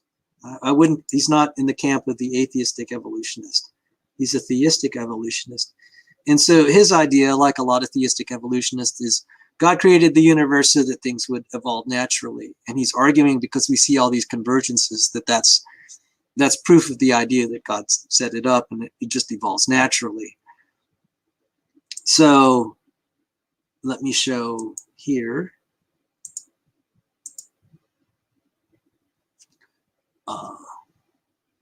So the evolutionary biologist said the mammals split off. You had the placental and then the marsupial. And so what they said is, I don't know how well you could see it. Let me just increase the size here. So like the reason a mole that's a placental versus a marsupial, in a marsupial mammal, let's see if I get the right one here. In a marsupial mammal, the fetus comes out and then kind of goes in a pouch or something, and then that's how the embryo kind of grows. I'm totally butchering that. Sorry, Dr. Dan. You can any of the biologists there can explain the difference in the side chat between the placental and marsupial. But the point is that we're able to see that, like, say, this is really cool. I'll show the squirrel. So we have these flying squirrels that are placental and then ones that are marsupial. And then we have these placental wolves, and then the Tasmanian one. Let's see if I can, sorry, that little, yeah, Tasmanian wolf. So we have a placental wolf, which is our regular wolf, and then the Tasmanian wolf. And then the bobcat and the Tasmanian tiger, and then the flying squirrel, flying flanger. So these are the result. The similarities are not the result. What's the point of this? The similarities are not the result of common descent. Even evolutionary biologists will say that the physical similarities here are not by common descent. So we have a anteater placental and then the numbat anteater, but they say that the reason they look similar and feed similarly is because of convergence, not common descent. And they say the same for the mouse and then the marsupial mouse. And of course, being a creationist or ID proponent, you'll say, that's just common design. Even you evolutionary biologists will find similarities that have nothing to do with common descent. By your own admission, you're seeing it on so many levels. So what's so bad about common design? I wanted to say, why don't you just dump universal common ancestry together, altogether? It'll work just fine. That's an example right there. You don't need to assume universal common ancestry to be able to use the patterns of similarity for scientific advancement. You could just assume common design. That right there. So when an evolutionary biologist said, well, you know, it's because of evolution that we can test lab rats to advance medical science on humans, it's like, no, you don't have to make that assumption. You can assume common design for the sake of scientific advancement. It'll work just as well. Because even you evolutionary biologists, with this convergence here, you're assuming similarity of design or architecture that has nothing to do with universal common ancestry. So why don't you just drop the assumption altogether? You don't need it. You don't need it. And I'm specifically calling out universal common ancestry because I don't want them invoking antibiotic resistance as an evidence of what they call evolution. They're equivocating. So I'm specifically calling out universal common ancestry. So Simon Conway Morris was, he was on friendly terms with Bill Dembski. Oh, well, no, that's not. I'll cover that book next time. Let's see. Oh, we're going on almost 2 hours. In another stream, we'll cover Bill Dembski, Uncommon Descent. But Simon Conway Morris, the more he saw intelligent design move forward, the more upset he got. He didn't like it. I'm just like, why? You're a Christian, shouldn't you be delighted? And so I think basically the convergence argument fails. There's nothing in nature that forces something to evolve one way or the other. They'll say, well, there's a niche there, say, and I'm like, even if there's a niche, doesn't mean it's going to spontaneously evolve to fill that niche. And so this would be a good talk. Yeah, I wish I knew more about the platypus. He says, Oh my goodness, in his image is here. So there's my argument. Evolutionary theory, specifically universal common ancestry. I'm not talking about antibiotic resistance because creationists can accept that. Specifically, universal common ancestry, that can be dispensed with. The funny thing is, if you read the literature, they're kind of using euphemisms to reject it. They'll say, oh, the single universal common ancestor is really a population of organisms. Okay, that's using phrases to kind of cover the fact you have something embarrassing. Oh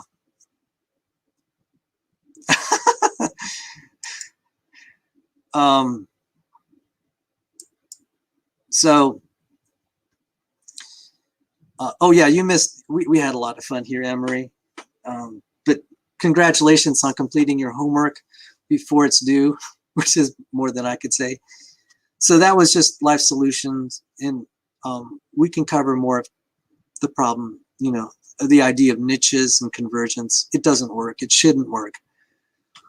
I'll give you a parting shot on that for this stream. They'll cover it in another. Because I work on the two isomerases with Joe DeWeese, we published a creationist article in a creationist journal. And we pointed out that various authors have said, well, for topoisomerase to evolve, it had to evolve independently. That is, converge.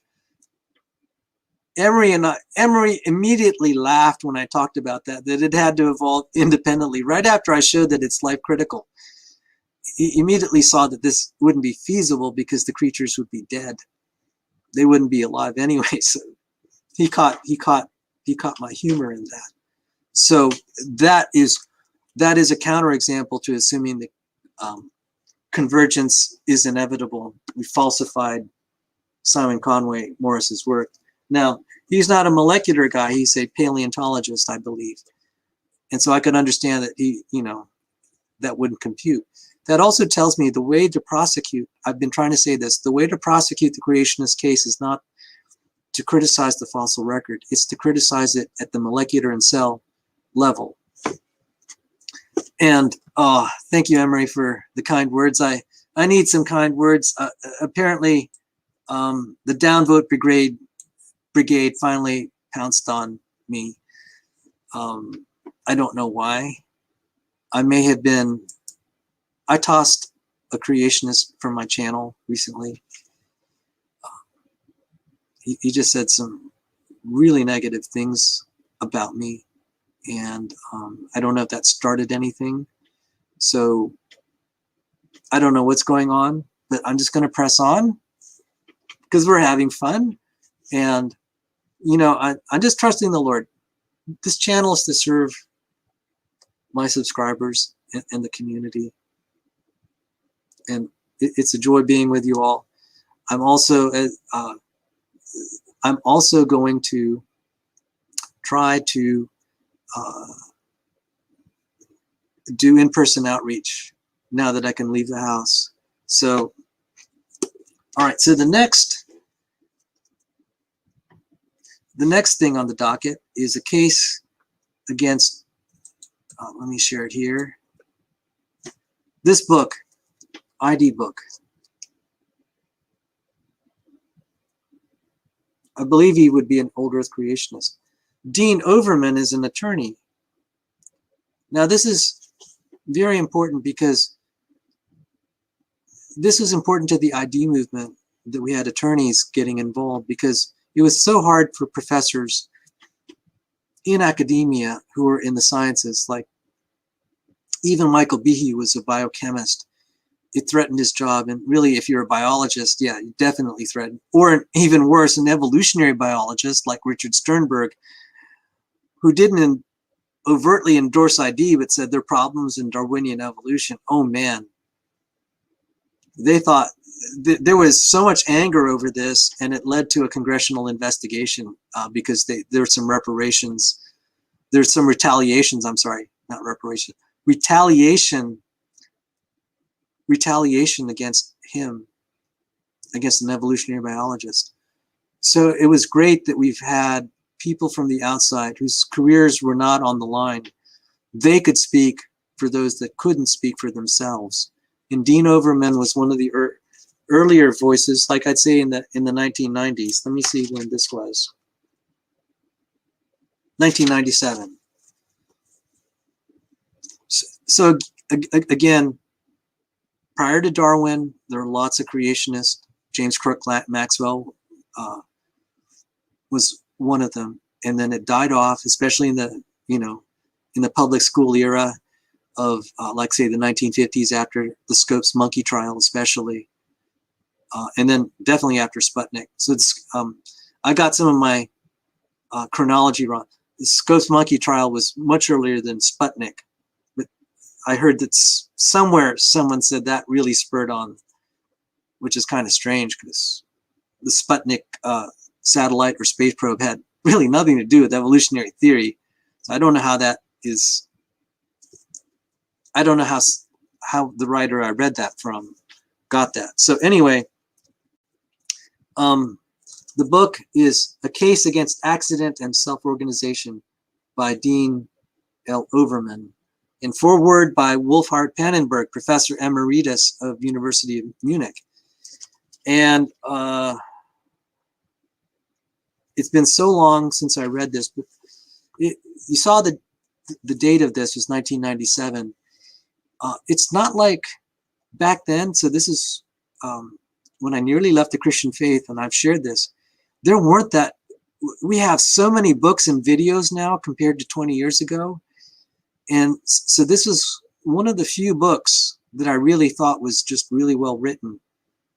And if you've compared creationist literature to ID literature, many of the young earth creationist literature will start from the Bible. That's their starting point. That's a great starting point. If you've already accepted the Bible, and if you're not struggling believing the Bible, that's a great starting point. What the ID community did for me was, I was like, Lord, my faith is pretty weak.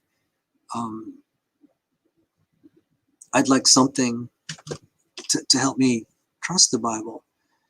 It'd be good if we could make arguments outside the Bible to help me believe in the Bible.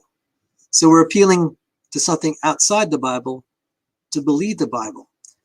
And I had a conversation recently with members of an apologetics leadership group, and I said, that's the main reason. I think that's one of the main reasons churches are uncomfortable with apologetics, is you have to appeal to resources outside the Bible to build faith in the Bible.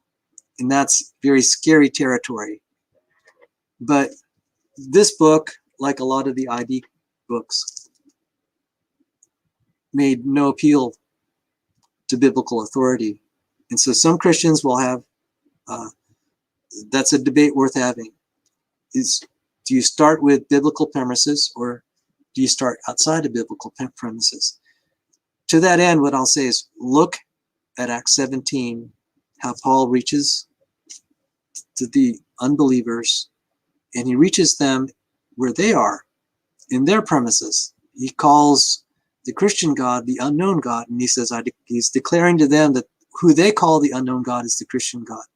He didn't appeal to the law of Moses or the Old Testament. And I say that the reason that I really love the ID movement is they follow the apologetic, so to speak, of Acts chapter 17. That being said, I qualify that because then you have people like Fred Hoyle and the others who never were Christians contributing to the ID literature. And there were a lot of, I call that atheist ID. So you have people like Fred Hoyle and Brig Kleiss and others contributed to ID theory, and then also other philosophers like Socrates who are pagan. So it's an interesting mix, but you still get something pointing to that unknown God. It is creationism that identifies the unknown God as the Christian God. So anyway, I just found that. Let me just see what the chapters are. It's been so long since I read this. This was compelling. I couldn't put it down. So he begins with just a little bit of teaching the powers of 10, mathematics, so we can understand probability. So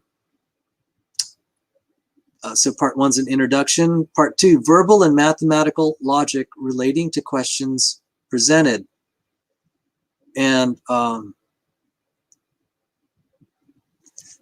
he talks about Gödel's incompleteness theorem. Because of my math background, I was like, boy, this really resonates with me. So so I'm just going to read some of the sections. Influence of metaphysical assumptions. Chapter 2.2, thoughts as products of accidents. 2.3, valid and false reasoning. 2.3.1, valid and invalid syllogisms. 2.3.2, extrapolations from a small amount of data. 2.3.3, inconsistencies within the context of terms. Oh boy, this is written like a lawyer would.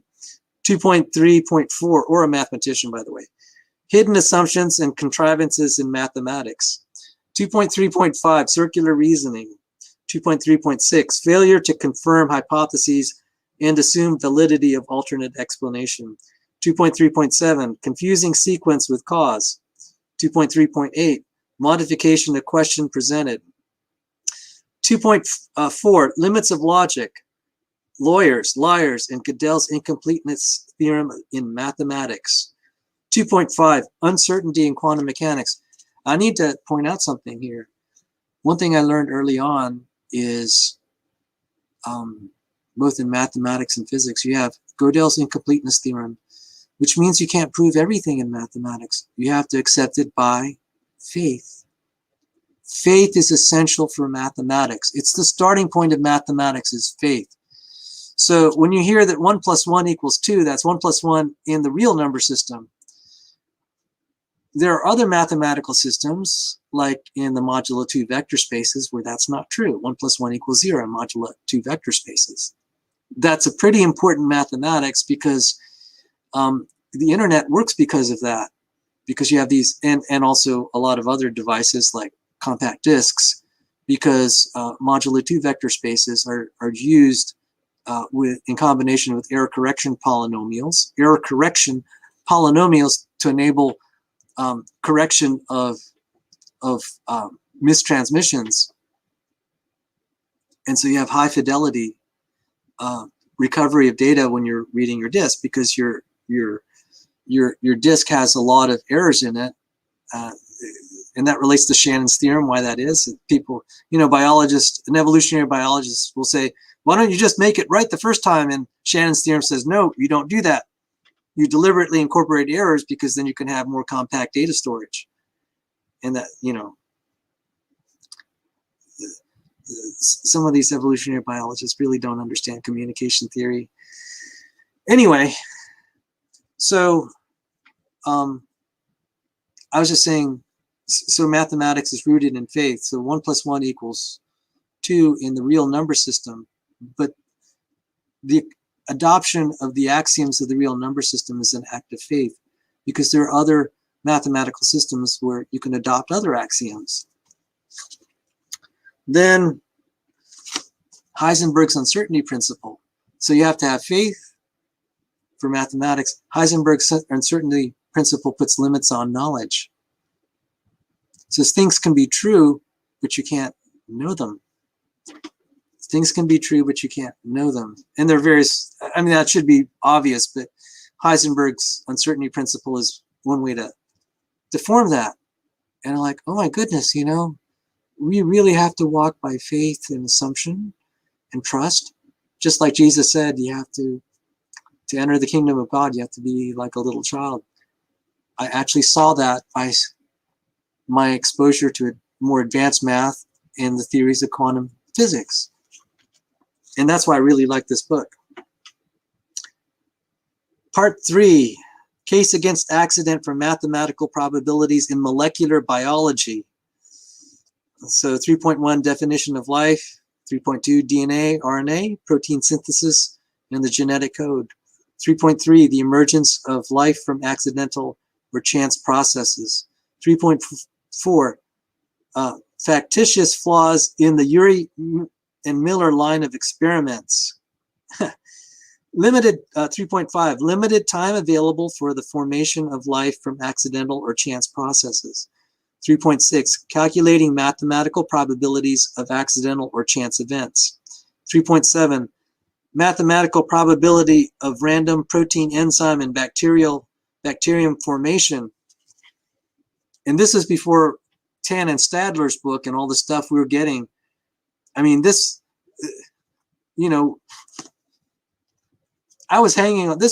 Books like this were my lifeline because there really wasn't many books. There weren't many books of this caliber, and this one stood out, and it'd still be probably a great one to read. But it's really been superseded by Tan and Stadler's work as far as kind of the molecular biology.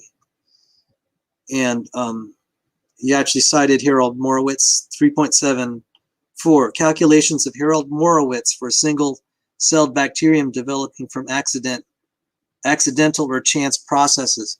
Harold Morowitz taught at my school, George Mason University, my undergrad alma mater. He was a famous origin of life researcher who was in the infamous McLean versus Arkansas creation evolution trial. And chapter 3.8, additional challenges from complexity. Part 4, the problem of complexity, the generation of sufficient information content.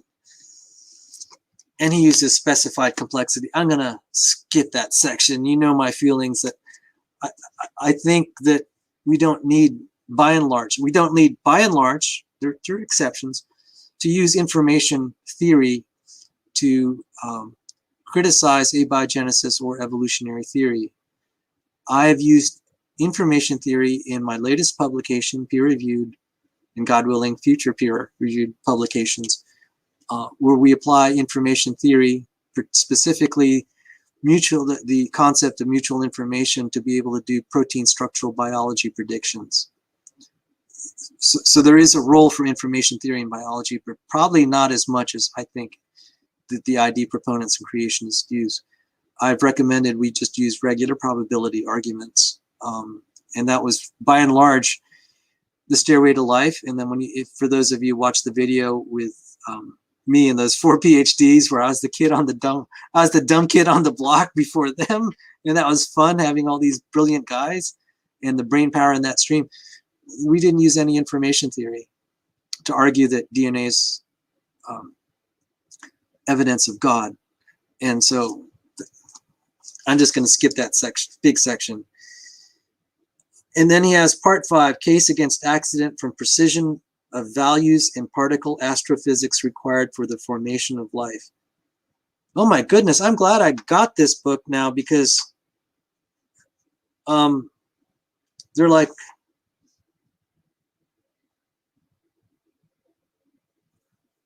it's just particle physics and another page. That's just the table of contents, 2 pages, 2.5 pages in the table of contents on the particle physics, the fine-tuning of particle physics for life. I think I want to read this book now. I don't see many connections where people are even arguing particle physics to that degree of detail. I'll give you a very easy one. If the universe weren't fine-tuned, the only atoms you would have would be hydrogen. You're not going to have you're not going to be able to build any interesting chemistry with that. That's assuming you even have atoms. Of course, that's assuming the Big Bang Theory, but still, it would be very easy to have a universe without the periodic table of elements. And just for Ray, I believe you're the chemist. We have a lot of fun on the channel. We have chemists, we have machinists, we have biologists like Emery, we have electrical engineers. And let me see, periodic table. I just got to show this.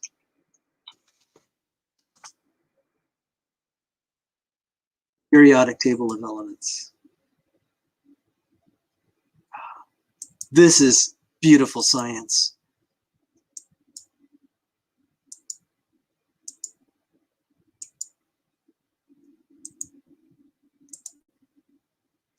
That's what I call beautiful science. Now, I'm just gonna think out loud here. There's not an easy transmutation from one element to the other. It can be done. There's alchemy now that can be done with nuclear, when you change nuclear structure, but there tends to be just kind of these discrete forms. And I'm going to argue that parallels biology, where you have discrete forms. You're either a eukaryote or a prokaryote. The transition between them would require a miracle. You're either a fish or a bird. You know, the people like the evolutionary biologists like Axel Meyer will say that humans are sarcopterygian fish.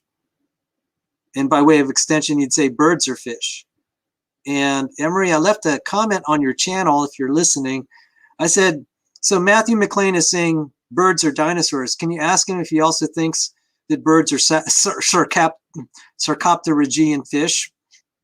I mean, if he's going to be using evolutionary ideas, I want that'd be something to kind of poke him with. But this is beautiful. You would not have the periodic table of elements if the universe were not fine-tuned. All you would have is hydrogen here. All you would have is hydrogen. You would not have carbon, nitrogen, oxygen, phosphorus, and sulfur, which constitute 90%, 95% of all living molecules. And Dean Overman, the author of this, takes it to a new level. His table of contents is 2 pages just talking about particle physics and how it relates to biology. I'm like, oh my goodness. Oh my goodness. And then so that was part 5, 2 pages in the table of contents. This is worth reading. Ethical implications of chance or impersonal beginning. And then part 7, summary and conclusions.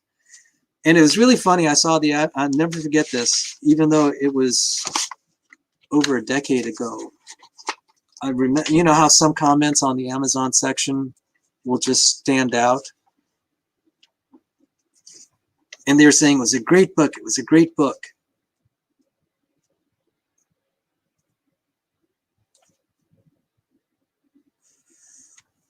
They said it was a great book until the last sentence. In his last sentence, if life transcends the laws of physics and chemistry, then a rational conclusion is that a person, not chance in the laws of physics and chemistry, caused and is causing life. If life transcends the laws of physics and chemistry, then a rational conclusion is that a person, not chance in the laws of physics and chemistry, caused and is causing life. And the Amazon reviewer said, you were great right until the last sentence, and he was offended, but he said that was a great case. Overman was just tremendous, and the reviewer was just offended. I just found that funny. It's like, okay, all right, you know, you follow him all the way there, but you just can't take that last step. That's just too much for you, for that reader. And let's see if I have this. I wanted again to show the laws of physics. So just for the, you know, just for the benefit of completeness, see if I have it here, the laws of physics.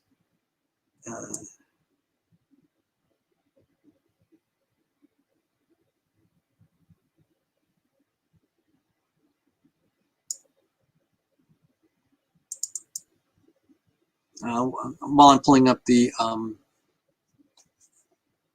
laws of physics, it might take a while for it to come up on my PowerPoint. But I've shown this before, and it's just kind of nice to see it again, especially since we talked about Maxwell today. Let me try to show this.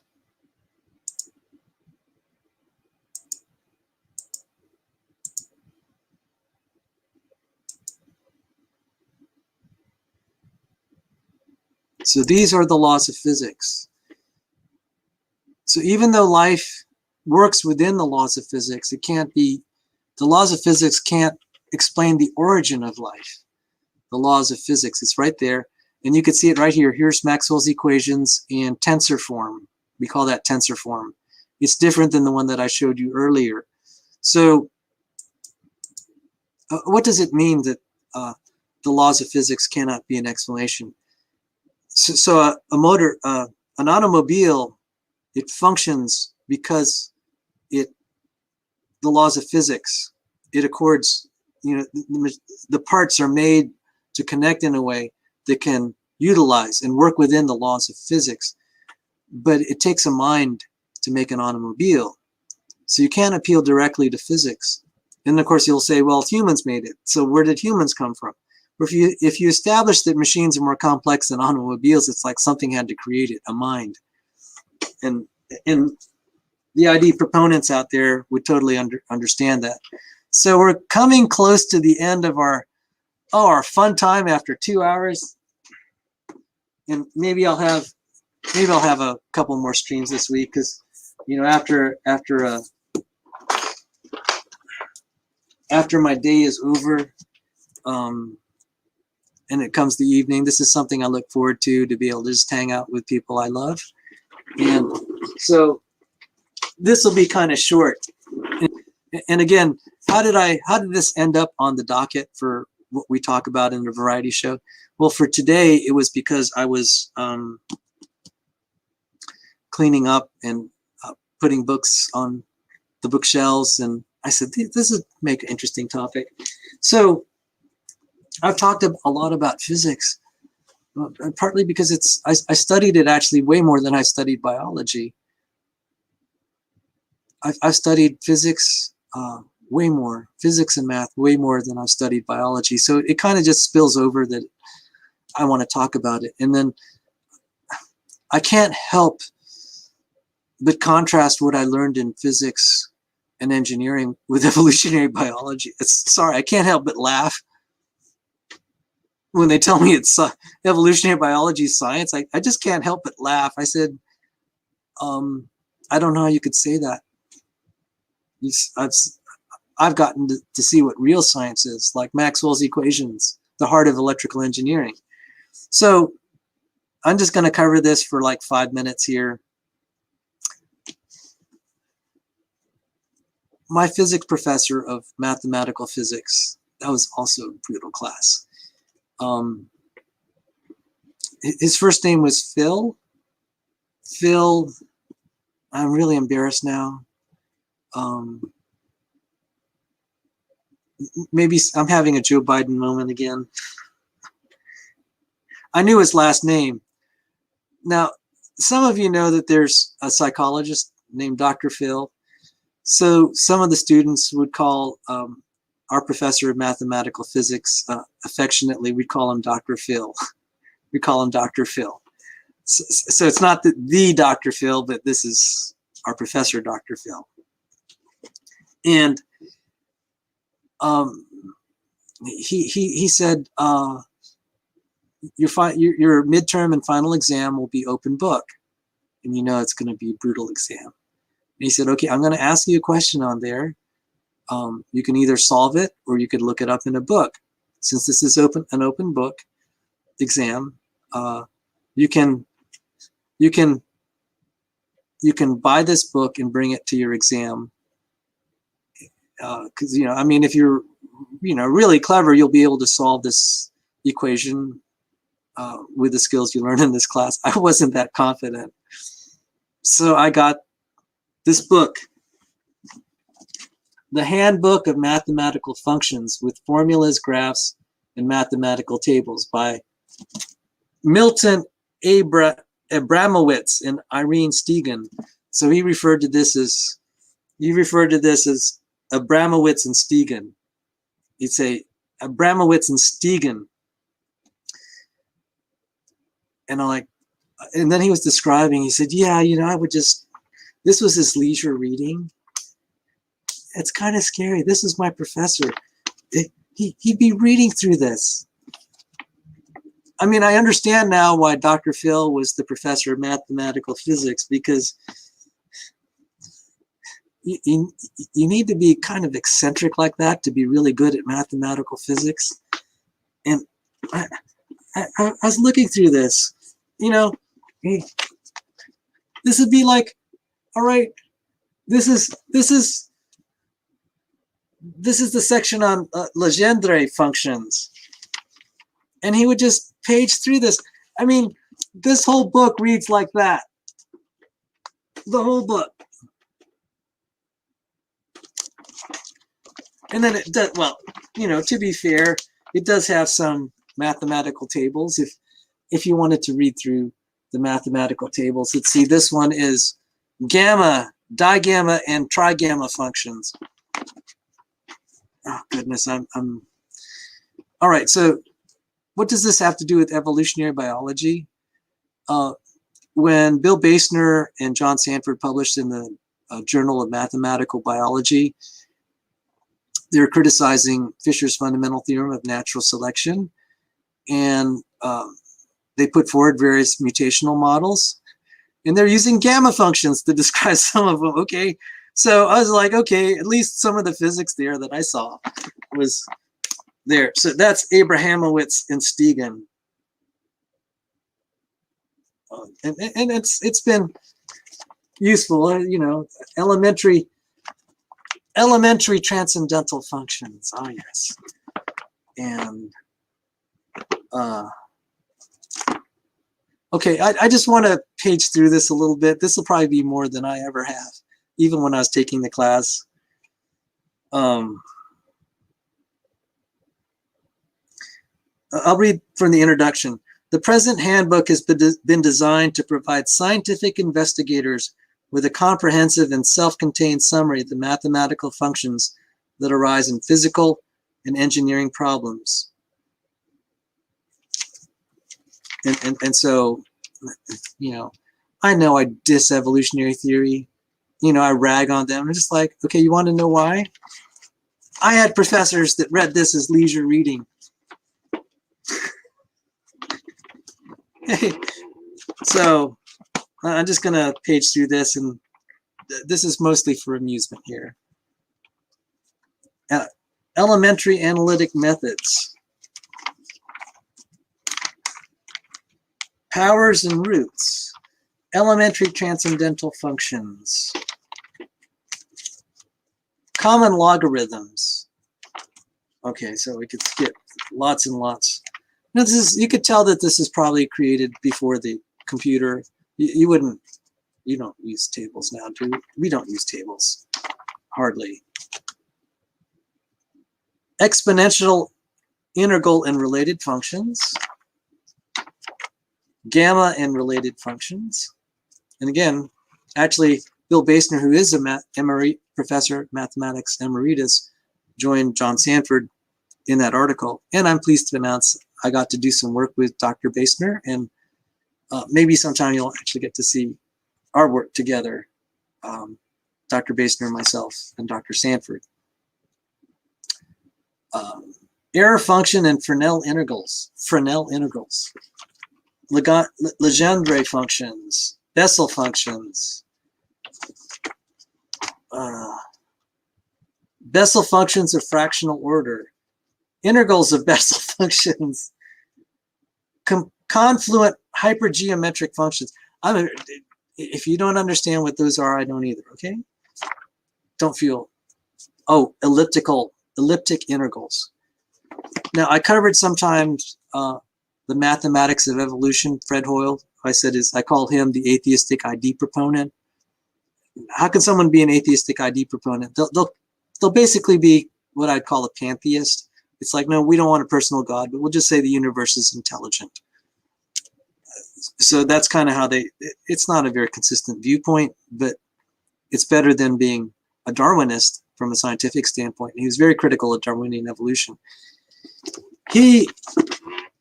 I saw in his book, Mathematics of Evolution, I saw these elliptic integrals. I'm just like, oh yeah, this is serious stuff. Weierstrass elliptic and related functions, parabolic cylinder functions, orthogonal polynomials, Bernoulli and Euler polynomials, Riemann zeta functions, combinatorial analysis, numerical interpolation, differentiation, and integration. That's not too interesting. What's my point? When I look at evolutionary theory, it's like, guys, you think way too highly of your discipline. Sorry. So I'm not coming at evolutionary theory just from the fact that I'm a creationist. Its reputation is not well deserved. It's been propped up to be some great science. It's not. It's not. Anyone who has really an open mind and has been through other disciplines will see that evolutionary theory it's not in league with the other sciences. It really is not. I mean, I've heard some guys saying it's more established than gravity. I'm just like, no, I don't know what statistics you're studying. So that was Abrahamowitz&Stegun. And I'm just saying this to my fellow ID proponents going through school. Don't be intimidated by evolutionary biology. It's nothing. If you're in other disciplines like chemistry or physics or the engineering disciplines, what you have is far more valuable. And I'm sorry to say that, because there's some fine young men that I have encountered on the net, and they say, yeah, I want to go off and study evolutionary biology in school, or I'm already, I'm in an evolutionary biology discipline. And, I want to, I don't want to insult them, really, I don't. But sometimes when they tell me that, I want to say, and they say, oh yeah, I'm going to study evolutionary biology, I wanted to say, I'd like to express my condolences for your decision. I know that's so mean to say that. I wanted to say you have my condolences, because it's just a waste. So going back to the beginning of this talk, I want you guys who think that evolutionary biology is the greatest thing, why don't you just consider this rhetorical question and think about it. How would science be advanced? How would science be hindered if we stop believing in universal common ancestry? Just think about that. And secondly, look at the literature. Look at the euphemisms they use now to get around that problem. They'll say, oh, the universal common ancestor was a population of organisms, which means there is no universal common ancestor. Thank you. So the final book is, and this was Dr. Phil's book. So this is one of Dr. Phil's book. I'll share some of the others. And I have 2 notebooks with Dr. Phil's printed notes that he handed out to the class. God bless him. And our textbook also used for some undergraduates, but in our graduate mathematical methods, the title of our class was Mathematical Methods for Physics, and there was a textbook, Mathematical Methods for Physicists, by Arfken&Weber. And it covered a lot of the same stuff I read in Abrahamowitz&Stegun.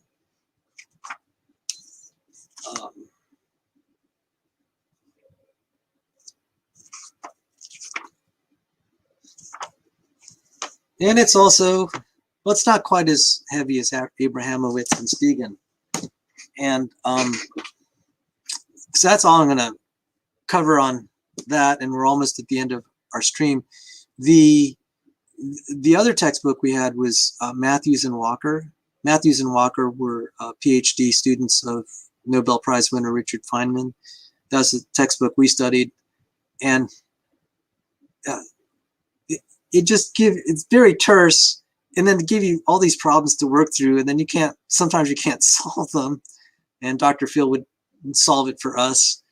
And I remember one time he said, yeah, I was trying to work on that problem, and just for fun. Okay, that was Dr. Phil. He said, while I was watching Roseanne, Roseanne, the comedy show. And I don't know why that, of all the things that I remember in mathematical physics, was Dr. Phil's comment.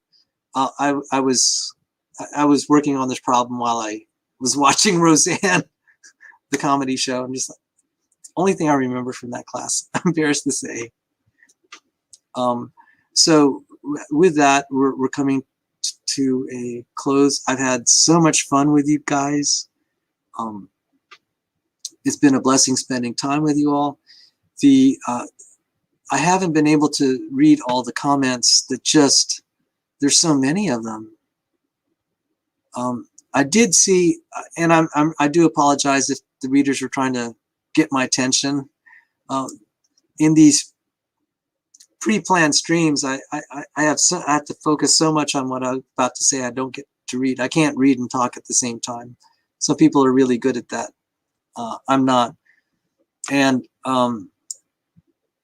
so I'm going to highlight some comments. Oh, Ray Giordano. Yes, I was a chemist.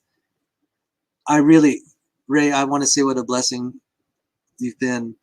It's comforting to know someone of your background is supporting, is agreeing to many of the things that you've heard on this channel in favor of intelligent design. And I think you shared one time that as you pondered these things, that your background in chemistry actually helped you make the design inference. And it's people like you that motivate me to say, I know studying chemistry is hard, but to the extent people can spend whatever time they can, time that they can learning chemistry, it's going to help them understand the design argument better. So yes, we're hoping Dr. Sandy Pigeon will join us on an archaeology discussion. He has other areas of background in apologetics, which I'm hoping he's going to be able to share with us. Someone asked if I'm a young Earth creationist. I said, yes, I am. I'm also a young cosmos creationist, which means I believe the universe is young and the Earth is young. And then by way of extension, also the fossil record in life. Oh yeah, Sygart debating R.J. Downard on abiogenesis at modern day debate. I better, you know what? Why don't I take a look when anyone who knows when that is, you can put that in the side chat, and I'll definitely try to clear the schedule. Maybe I might be willing. I may be willing to host an after show. I don't know. I don't really like open mics because the open mics have been getting vandalized.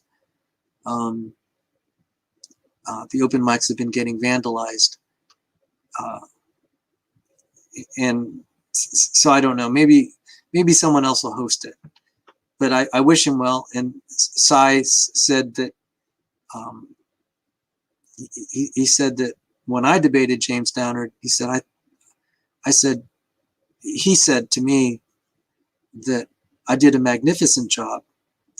So that means James Downard got beat up pretty bad, and it wasn't an angry debate, or very civil, but I felt he lost on a lot of the technical points.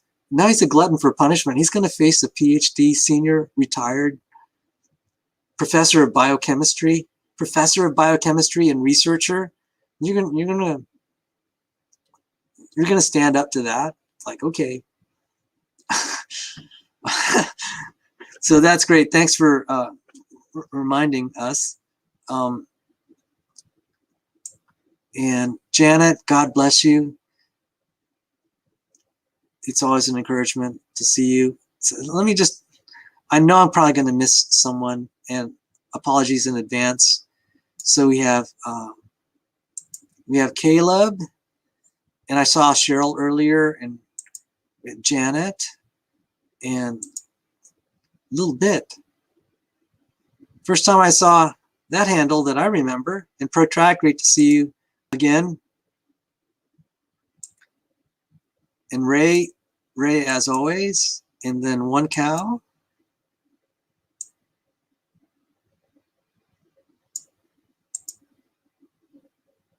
Ivan Vane Bean. And Cheryl.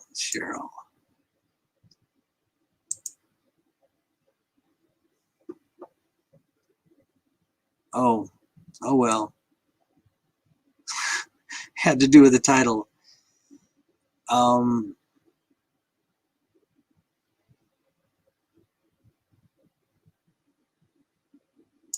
W.H. McCord.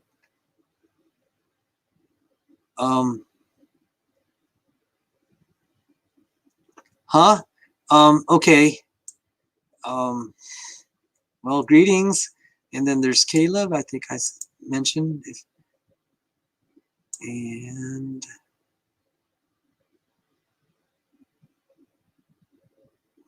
well, if I have missed someone, my apologies. But I want to thank everyone for coming out to see. And I think it would be, let me just close with scripture. I think that's the right thing to do. I want to acknowledge our Lord and Savior. I want to acknowledge the Christian God. I'm going to read Psalm 77. Just 4 verses, and that'll do it for tonight. And we may have a stream tomorrow. It depends on what books I run into. So let me, oh, Mr. Jetty, how could I forget you? Oh, let me just point something out. Mr. Jetty saying YouTube deleting dislikes. There is an algorithm that can find out if someone's doing this from one person doing it from multiple accounts. And so it will reduce the number of likes or dislikes if it is kind of these, if it's able to figure out it's the same person. There's some pretty smart algorithms to do that. So, Mr. Jetty, great seeing you, and thank you for all the emails. And I haven't been able to get around to everything that you've sent, but it's great stuff. And I may do a show on Tim McGrew's work on the New Testament sometime. But let me close with this, and we'll end the stream. Psalm 77. I will remember the deeds of the Lord. Yes, I will remember your wonders of old. I will ponder all your work and meditate on your mighty deeds. Your way, O God, is holy. What God is great like our God? You are the God who works wonders. You have made known your might among all the peoples. Take care, and God bless you, everybody. It's been a delight. Have a good evening, and Lord willing, we'll see each other again. Good night.